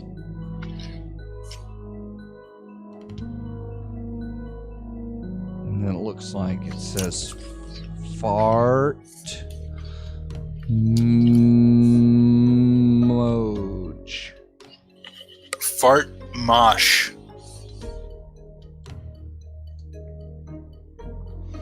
Now there's like a red Krang back there. So is this thing there is a robot here. See, look at it, little robot guy. It's a pretty cute robot. Oh man. The machine's running. Yeah, but the one in here is all busted and it's making a high-pitched noise. You know what else makes a high-pitched noise? My mom. All right. Let's destroy machine. You like to break things, don't you? Not really. Only in video games. I don't like to break things in real life. I try to take care of my There's some things. funny messages in here if you start just doing silly stuff.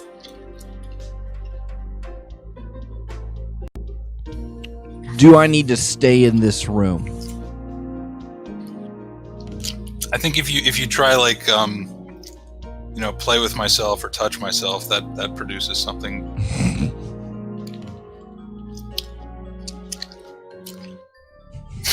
You run your fingers over you and feel nothing unusual.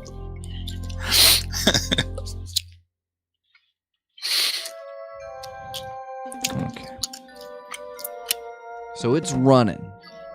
Yep. This The thing is lampreys are around and they're fucking everything up. fucking everything up. Come on now, what you gonna do when you're fucking everything up? So I've got this machine with the transparent invisible shield. It's got a shield on it, right? Right, but the crystal inside is cracked and it's making high-pitched noises. How do I get this crystal? You can't. I can't get this crystal, but I kind of want... there's a machine in the other room that doesn't have lampreys in it that is doing what this one does. Now the screen's different again. Yep.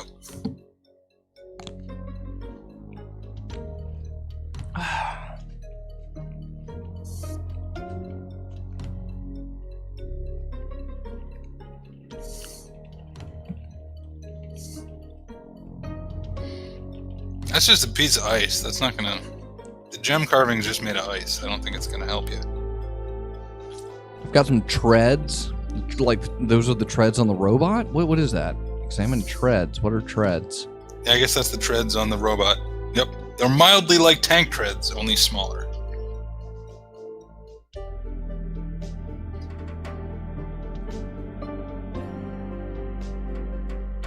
Screen. Machine. The machine room. Diggle carving. Control module. The control module is the thing that controls the robot. Controls the robot. Yep. Ship carving, ship symbols. So I feel like I need to... Alright, let's go back to...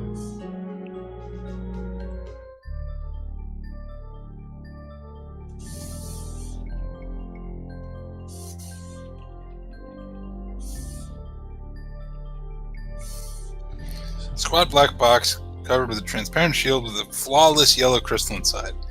It's just humming contentedly. Power cables run all over the floor. Most of them lead from the walls to the Hichi spacecraft. They're almost completely hidden under a blanket of lampreys.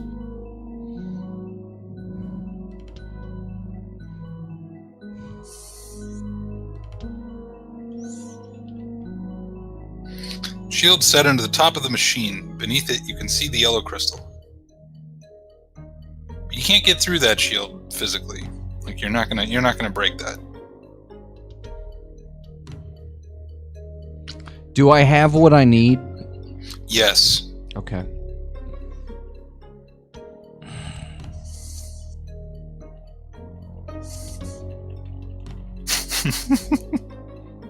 You dribble a bit of water on the machine. Beyond making it a little wet, it didn't accomplish much.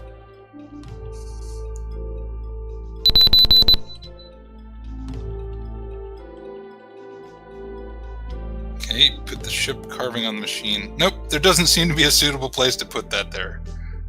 Unfortunately. I mean, you could I don't know, you could just put it there, but like, they're not gonna let you do it. Was that the right? Is that the right way to do it? Am I on something here? Do I need to just work on my verbiage? Well, I don't know. Okay, so you know the machine in the other room, the machine room. That's that going machine nuts. Was broken and making high-pitched squeaking noises, and there weren't any lampreys around because the machine was driving them away. Mm-hmm. So you need to somehow make this machine do the same thing. That's what I'm thinking.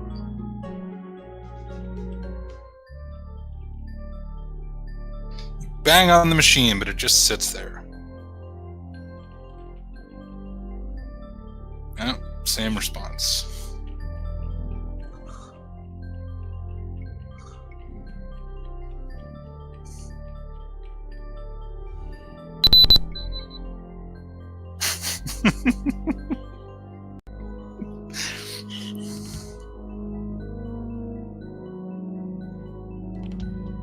The other yellow crystal was damaged. Yeah, it was like cracked. It's all cracked up. There you go. That's why you brought the tuning fork this entire way across the galaxy. Thank God. You strike the tuning fork. It produces an eerie ringing tone. Beyond the transparent plate of the squat black machine, the yellow crystal vibrates to the resonance of the fork. The vibration becomes worse and the crystal cracks. The docile machine begins to rattle and produce a loud, high-pitched whine. The lampreys lift off and swarm about the room in confusion.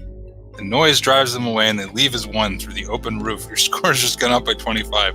And if you hadn't gotten that fucking fork at the very beginning of the game... And kept it after you left. Yeah. And you leave everything but the tuning fork. Yep. That would have been like hundreds of inputs that you'd have to do again, you know? I think that's the only thing in this game that's like that, where it'll allow you to leave something behind that you can't get later that would cause the game to be unwinnable.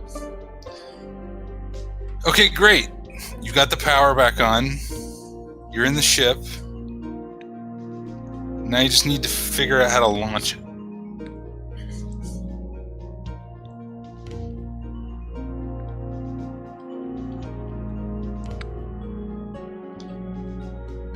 Probably the panel. the module is the one for the robot. Squat box-shaped contraption with a tiny slot towards the bottom is located in the floor next to the hatch. Hollow screen is suspended above it. The panel has 6 buttons, each glowing a different color: red, blue, green, yellow, purple, and orange. A symbol is inscribed on the control panel. It looks exactly like the symbol that you saw in the machine room under the giant hollow screen. That thing's been fucking changing. Yup.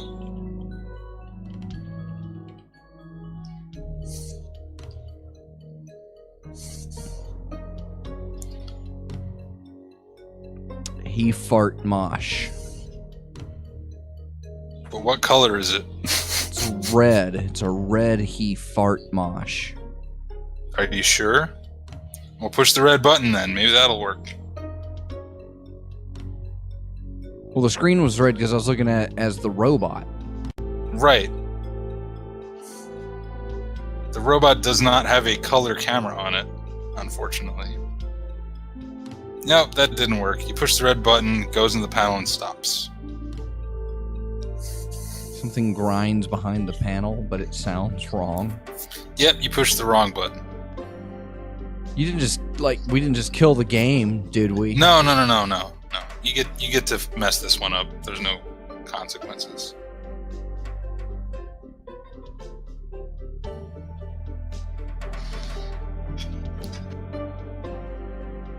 Are you going to speed run this game once we're done? Yeah, I could beat this game in probably like an hour. Maybe an hour and a half. Depends how quickly I could skip through cutscenes and stuff. But yeah, I know how to beat this game pretty quickly. Okay, so now the screen is showing some yellow stuff. Some yellowish greenish, the big green pea. It's time for the show.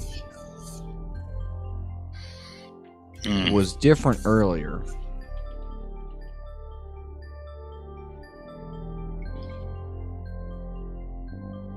Now it's a red pea. It's the pea poops. Pea poff. Pea poff. Pea popa. Pea pee poo. Pee pee poo. I think that's what it is. Pee pee poo. Mm-hmm. But it looks the same pretty much through the robot eyes. Yeah. But the symbol's different, and there's also there's like a bar underneath that is at different positions depending which symbol is up. Uh-huh.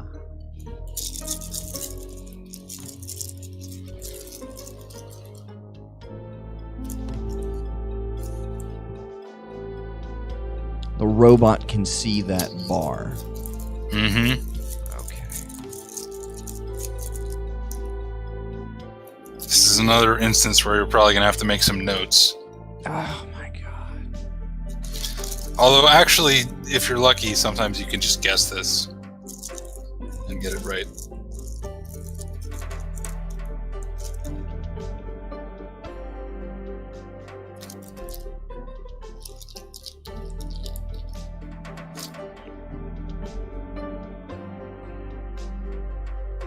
Yep. Displays a yellow line which extends 2 notches. Tiny Heechee symbol is located just under a huge hollow screen. And where is that saying? A triangle below a curving quarter moon. That's not the symbol on the screen. That's the symbol that's like etched into the bezel of the screen. You can sort of see it. okay. It's not really that important. All right, just making sure. Well, it's just that there's a lot of shapes, and also the thing on the screen looks like a triangle below a curving quarter moon. It kind of does, actually. You know, so But the important thing is what's on the screen and how far that bar has gone over. Okay, so I have a feeling that pushing the buttons in the ship is going to affect that. But yes, they're related. Yes. all right, and I'm just trying to determine like that bar's position down at the bottom. So I could brute force my way through here Or I could try and solve the puzzle. Is that the idea? Yes, you could guess it, or you could actually like wait around in this room, figure out what all the different symbols are and what their colors are. Yep, there you go. So there's the purple one, I need another pen. where it has 1, 2, 3, 4, 5, 6 notches are filled. Full notch. We're going full notch here. Yeah.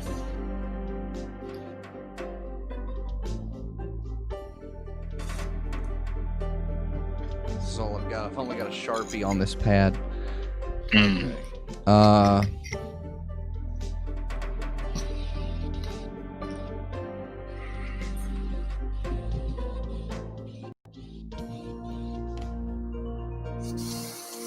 Purple. All right. A meter at the bottom says it extends. The meter at the bottom displays a yellow. Oh no, no, here the cells down. Let's examine screen. Yep, 6 notches. Okay, so this is 6 notches.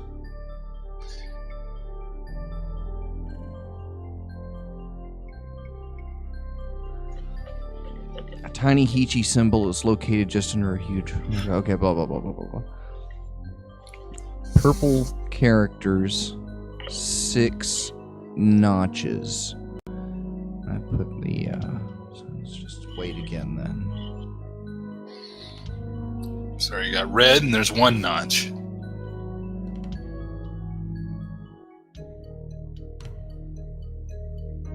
One notches. 1 notches. And the big 3. But I have a feeling those aren't important.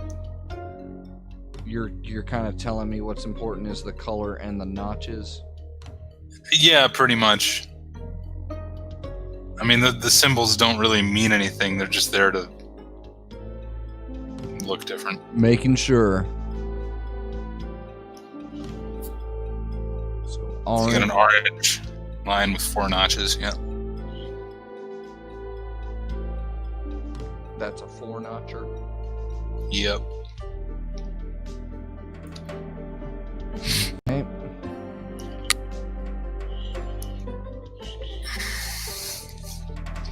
And it stayed orange this time. I think it just changes randomly. Okay, so here's green. You got 5 notches.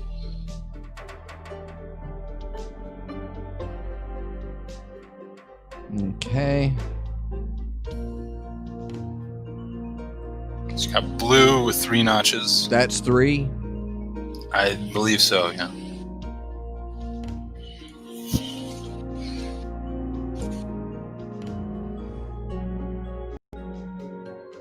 Okay.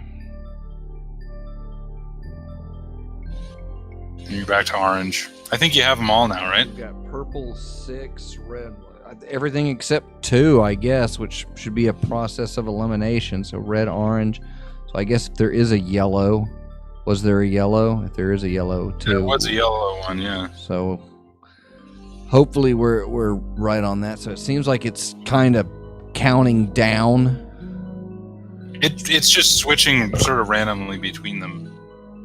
I'm not sure what information that screen might have been displaying to a Heechee observer, but to us mere humans, it's absolutely meaningless.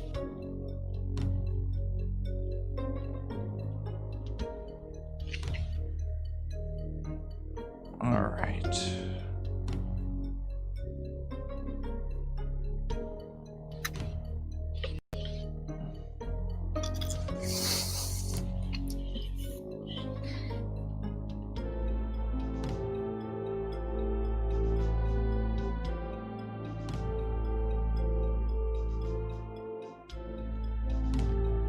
High five. High five. Okay.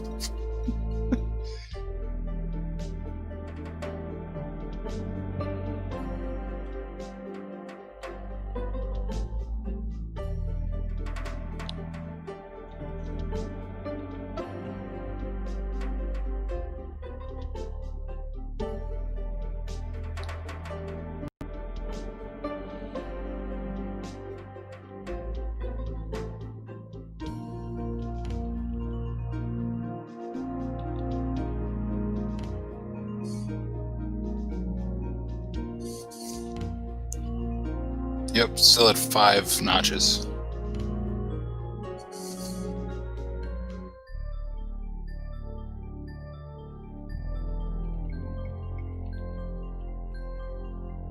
You press the green button. The colored buttons withdraw into the panel, which glows a subdued green.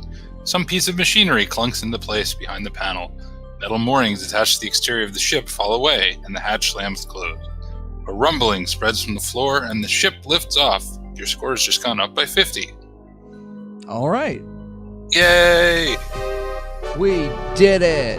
My first try. It's a good thing I opened the roof, huh?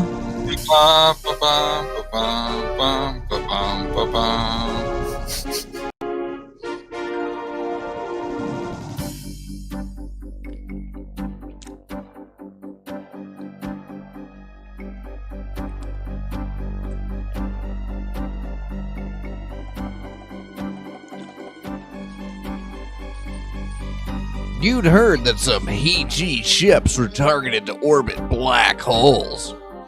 The Heechee seemed to have a fascination for them. But you never expected to emerge from space right next to one. Your surprise turns to panic when your ship sails straight for the center of the swirling maelstrom. Uh-oh. Black hole time. Watch out for that swirling ass maelstrom! Oh, shit! She going in. Girl had me like whoosh, crushing on the event horizon. The ship begins to shake. Unseen forces pull at the walls. And the seams start to buckle. You fear that at any second, the ship will crumple and entomb you in a coffin of Heechee metal. Then, suddenly, the shaking stops. You notice a small coil starting to glow. The same seemingly insignificant coil that Earth scientists have puzzled over for decades. That's a reference to something in the books. As the glow becomes stronger, the ship stabilizes. The black hole opens its maw, and the ship slips easily inside. These guys are virgin nerds. Yeah, no shit.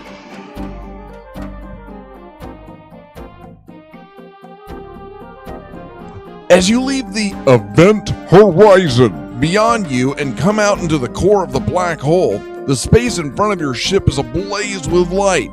Puzzled, you stare through the view screen until you realize the light is coming from thousands of stars inside the core.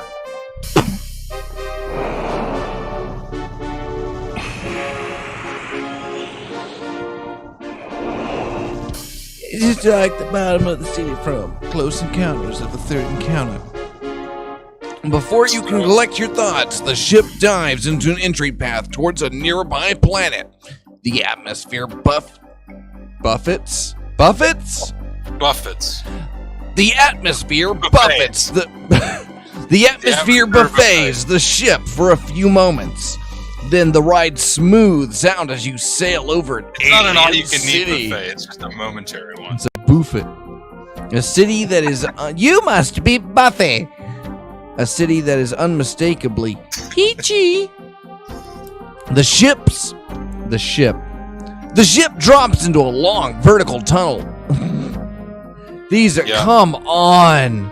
Yeah. And touches down as soft as a feather. You take Bunch a of- deep bunch breath and go to the hatch. All computer right, nerds. here we go. Although the creature is amazingly Whoa! similar to humans, at first all you notice are the differences. The alien is hairless. The tanned hide is stretched taut over ropey muscles and bone. The eyes are large and contain pupils shaped like plus signs. He has no ears to speak of, and his nose isn't much more than 2 slits. His forehead is oversized and imposing. You look down and see that his thin legs are set very far apart on his pelvis. Between them hangs a tan pyramid-shaped pod. Without a doubt, you have met your first live Heechee. Heechee makes a few quick noises, nothing like any language you've ever heard. You don't respond, he makes a series of incomprehensible gestures. All you can do is stand and stare. Eventually, he tires of trying to communicate with you, and he gives you a gentle shove towards the hatch. Oh, great. The nozzle. Yeah, right. You climb out of the hatch and down the ladder. A crowd of Hichi have surrounded the ship. They press towards you, gawking and staring and chattering in their strange language. Your companion follows you out of the ship and pushes his way through the mob, indicating that you should follow. He leads you into a building and then to a quiet, sterile room with a couch in the center. It's so sterile. Look at it. You can eat off of that couch. He motions for you to lie on the couch. The items you carry are all taken away. No, my No more tuning tuning fork. fork. Not the tuning fork. Something cold is attached to your head, and then things get blurry. The bunny rabbit's chewing on my shoe. Sorry. As if information is being sucked out of your brain. Time passes, then a painful stream of knowledge suddenly comes over screaming into your mind. You lose track of time as this cycle is repeated over and over. Hey, bunny. We're gonna stream some knowledge into her mind. Check this out, bunny rabbit. All of this amazing knowledge will be yours. What are you freaking out for? Oh, I was waiting for you to advance the game. I don't know why. Let me do that. Only you can do that, Dr. Fox. After what seems like hours, the cycle stops. Your Hichi friend is there, and when he speaks to you, you're amazed to find that you understand him. Please rest here. The High Council is discussing the information you bring. Be taken to them when they're ready for you. He contorts his face into a grotesque expression and leaves, closing the door behind him. Enjoy the eye. It's free. Whoa.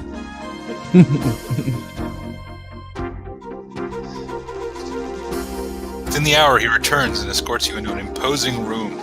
Other Hichi sit in tall chairs around you, and one of them you see a huge, glaring, disembodied head. Your escort leaves, and you feel very much alone. Check out that head. It's a great head. The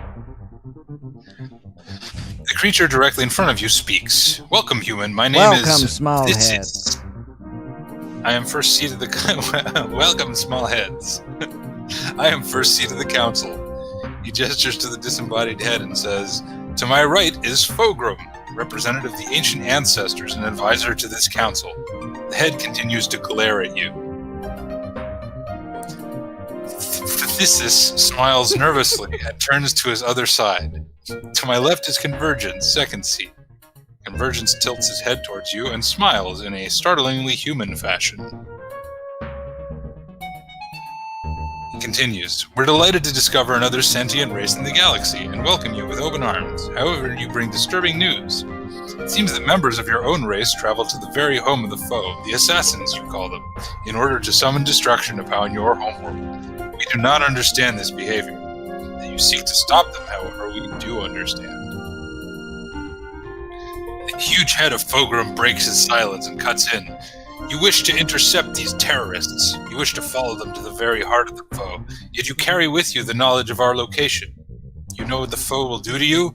They will learn everything you know, just as we have done. They will learn that we exist, and they will learn where we hide. With this knowledge, they will find us and destroy us. Is that what you want? I don't know, with that attitude, maybe. You want to read some of this nonsense? Convergence immediately replies, Of course he doesn't. He doesn't even know that he was coming here. He was only pre-programmed transport through automatically... Oh my god. Okay, yeah, what else we got? You know this story. Okay, so basically they're like, okay, we can't let the human leave because he might lead the bad guys back Totally here. will narc on us, humans. So will we're just totally- gonna give you an apartment in Hichi Town and let you lecture at the university. That's literally what happens. Also, Part you have access 4? to the No, that's not fair. It's supposed to be 3 parts. That's how it works. No, this is part 4. Homeworld. We're finally on the Homeworld. But yeah, they just give you an apartment and then are like, yeah, you can fly around inside of our black hole, but we're not going to let you leave. Oh yeah, and you're going to give lectures to our Hichi youth about humanity.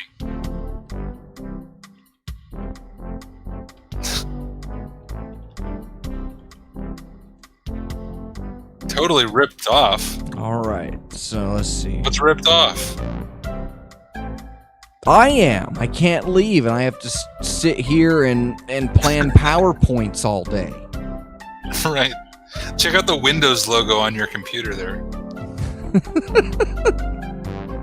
It's literally the flying Windows logo. It is, isn't it? That's just adorable.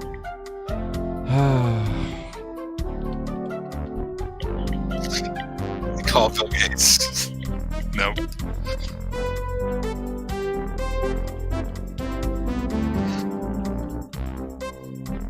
Okay. Communicator is very simple. It contains a large display screen and an information transfer jack. You see no way of inputting messages. You seem only to be able to receive them. So they gave me a jitterbug. Pretty much. It's got 4 buttons on it. Just, oh my Well, you're god. just a stupid human. You couldn't handle the real high-tech Heechee stuff. They gave you, like, the training app. Yeah, but they're like the babies have the training app. They gave you the equipment that's usually reserved for Heechee children. Well, at least that chroma key set outside looks great. Right? Well, it's interesting. The Heechee are actually, canonically, they're supposed to be a species that evolved digging tunnels underground. So they don't really have too many windows. They like to be in sort of claustrophobic quarters. Welcome to Heechee City. You've been scheduled to present an indefinite number of lectures at the Place of Learning. The first 2 lectures have been scheduled for 9 a.m. and 8 p.m. today. You can schedule any further lectures simply by showing up at the Place of Learning. The lecture will occur 1 hour after your arrival. In order to reach the Place of Learning, use the trams just west of your quarters. Yeah, you can tell they're advanced aliens because they use public transit. Officials there have been instructed to convey you directly to the campus station. When you arrive, an escort will handle all the other details and get you to your lecture. We appreciate the enormous opportunity your presence affords us. Many million inhabitants of the core are anticipating your talks with much interest.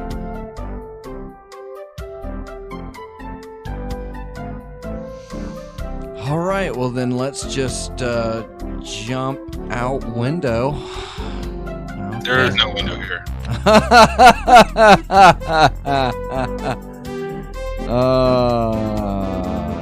Let's leave. No, I guess that's not a window. I think they just have a sort of a green glowing thing on the wall.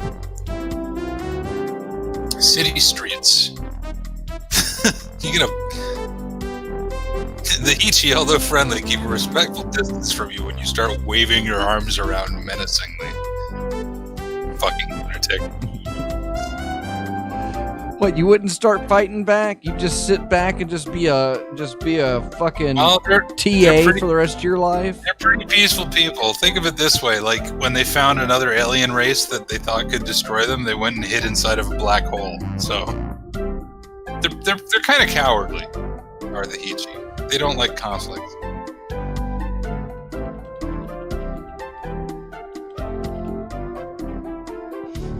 You don't need to use the word money in this game. Yeah, they've evolved beyond that stuff, man. Come on. They don't need money. They're just like a bunch of socialist aliens.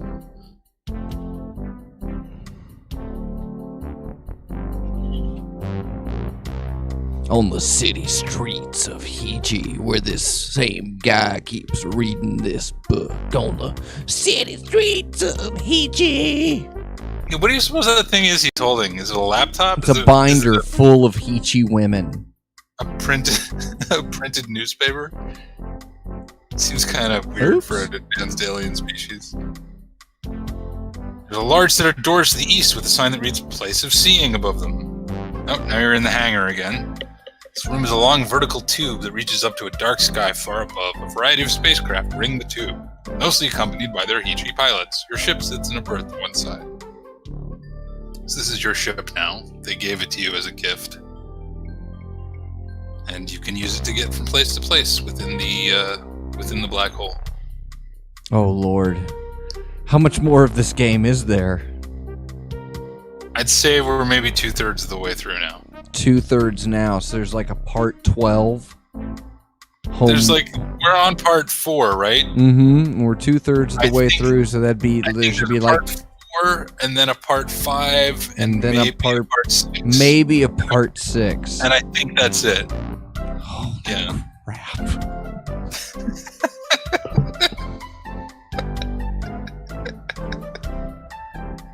How long is- You feeling a little bit heat out? I'm a little heat-cheed right now. I would like to eat dinner. I did. I thought we were further into it. No, I had a late lunch. I told you when we finished, like, yeah, we're about like maybe a third, half of the way through. Oh man. So okay, we just need another 8 months, and then we can finish this. Right, exactly. This might be a good Because place it would take you from here. How long would it take you to finish this game? Oh, definitely less than an hour. Less than an hour for you. Definitely. So From for me, here. who's an idiot, it would take me the rest of the week if I legitimately try. There are some pretty difficult and complicated puzzles that come up. Yeah, and I mean, you're I feel holding my like hand throughout the whole thing. I feel like the difficulty in this kind of ramps up. Like the puzzles at the beginning are fairly simple, and then Right. they get harder. But I don't know. You know, when we were fighting the giant spider monster robot, I thought that was like the closest thing to a boss, and then just more kept coming. Well, it kind of is. He's totally a boss. He is kind of a boss. I don't think there's anything else. I don't think there's any other scene where your life is like directly threatened and you have to do something super quick or you get killed. Here you're in a garden. But I'm gonna have to fly around. I'm gonna have to get in my ship and fly to other places, aren't I? Strangely enough, one plaque is beside a plain mound of dirt. I guess they couldn't get that one to grow.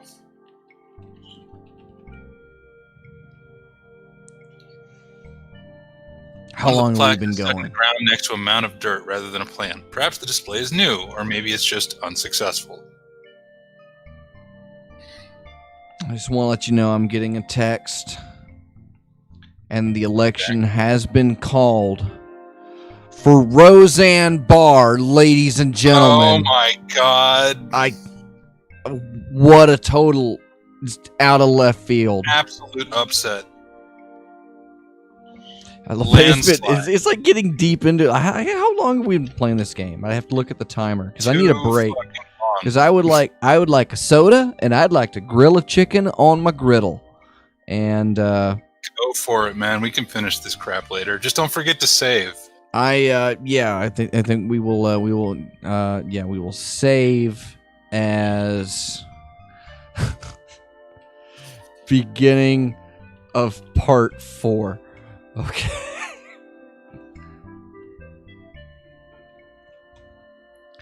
That was pretty good. I liked that. It's fun. It's all right. It's fun, but it makes me wonder who at home would even be able to stand to watch it. Well, I'll tell you this. When I had the game as a kid and I opened the box, like it came with the hint manual that had all the answers in it. Yeah. So that should tell you something right there. Is that they didn't really expect anybody to be able to solve this game. Well, I guess Otherwise, they that's a would have been relief. the hint manual. That's the copy protection on it. You can't win Right. without the book.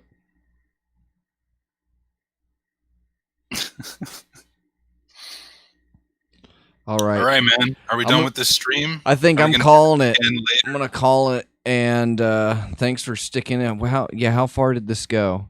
2.5 hours. Oh my god. Okay, so yeah, we got our home gateway to Homeworld, Thrilla from Manila. Thanks. When we're done with this, I think we should do that. We should do another stream and just have me speed run the whole game and see how long it takes. I'd like to see that. Yeah, we'll work on that over the next year. And then all you right. can provide the commentary there. It's all up But to remember, me. we've been reading like all the descriptions aloud. So. We have just been, oh my, well, yeah, because we're also doing as like as a streaming, as a let's play thing. Yeah. So you have to make it entertaining for anybody watching. We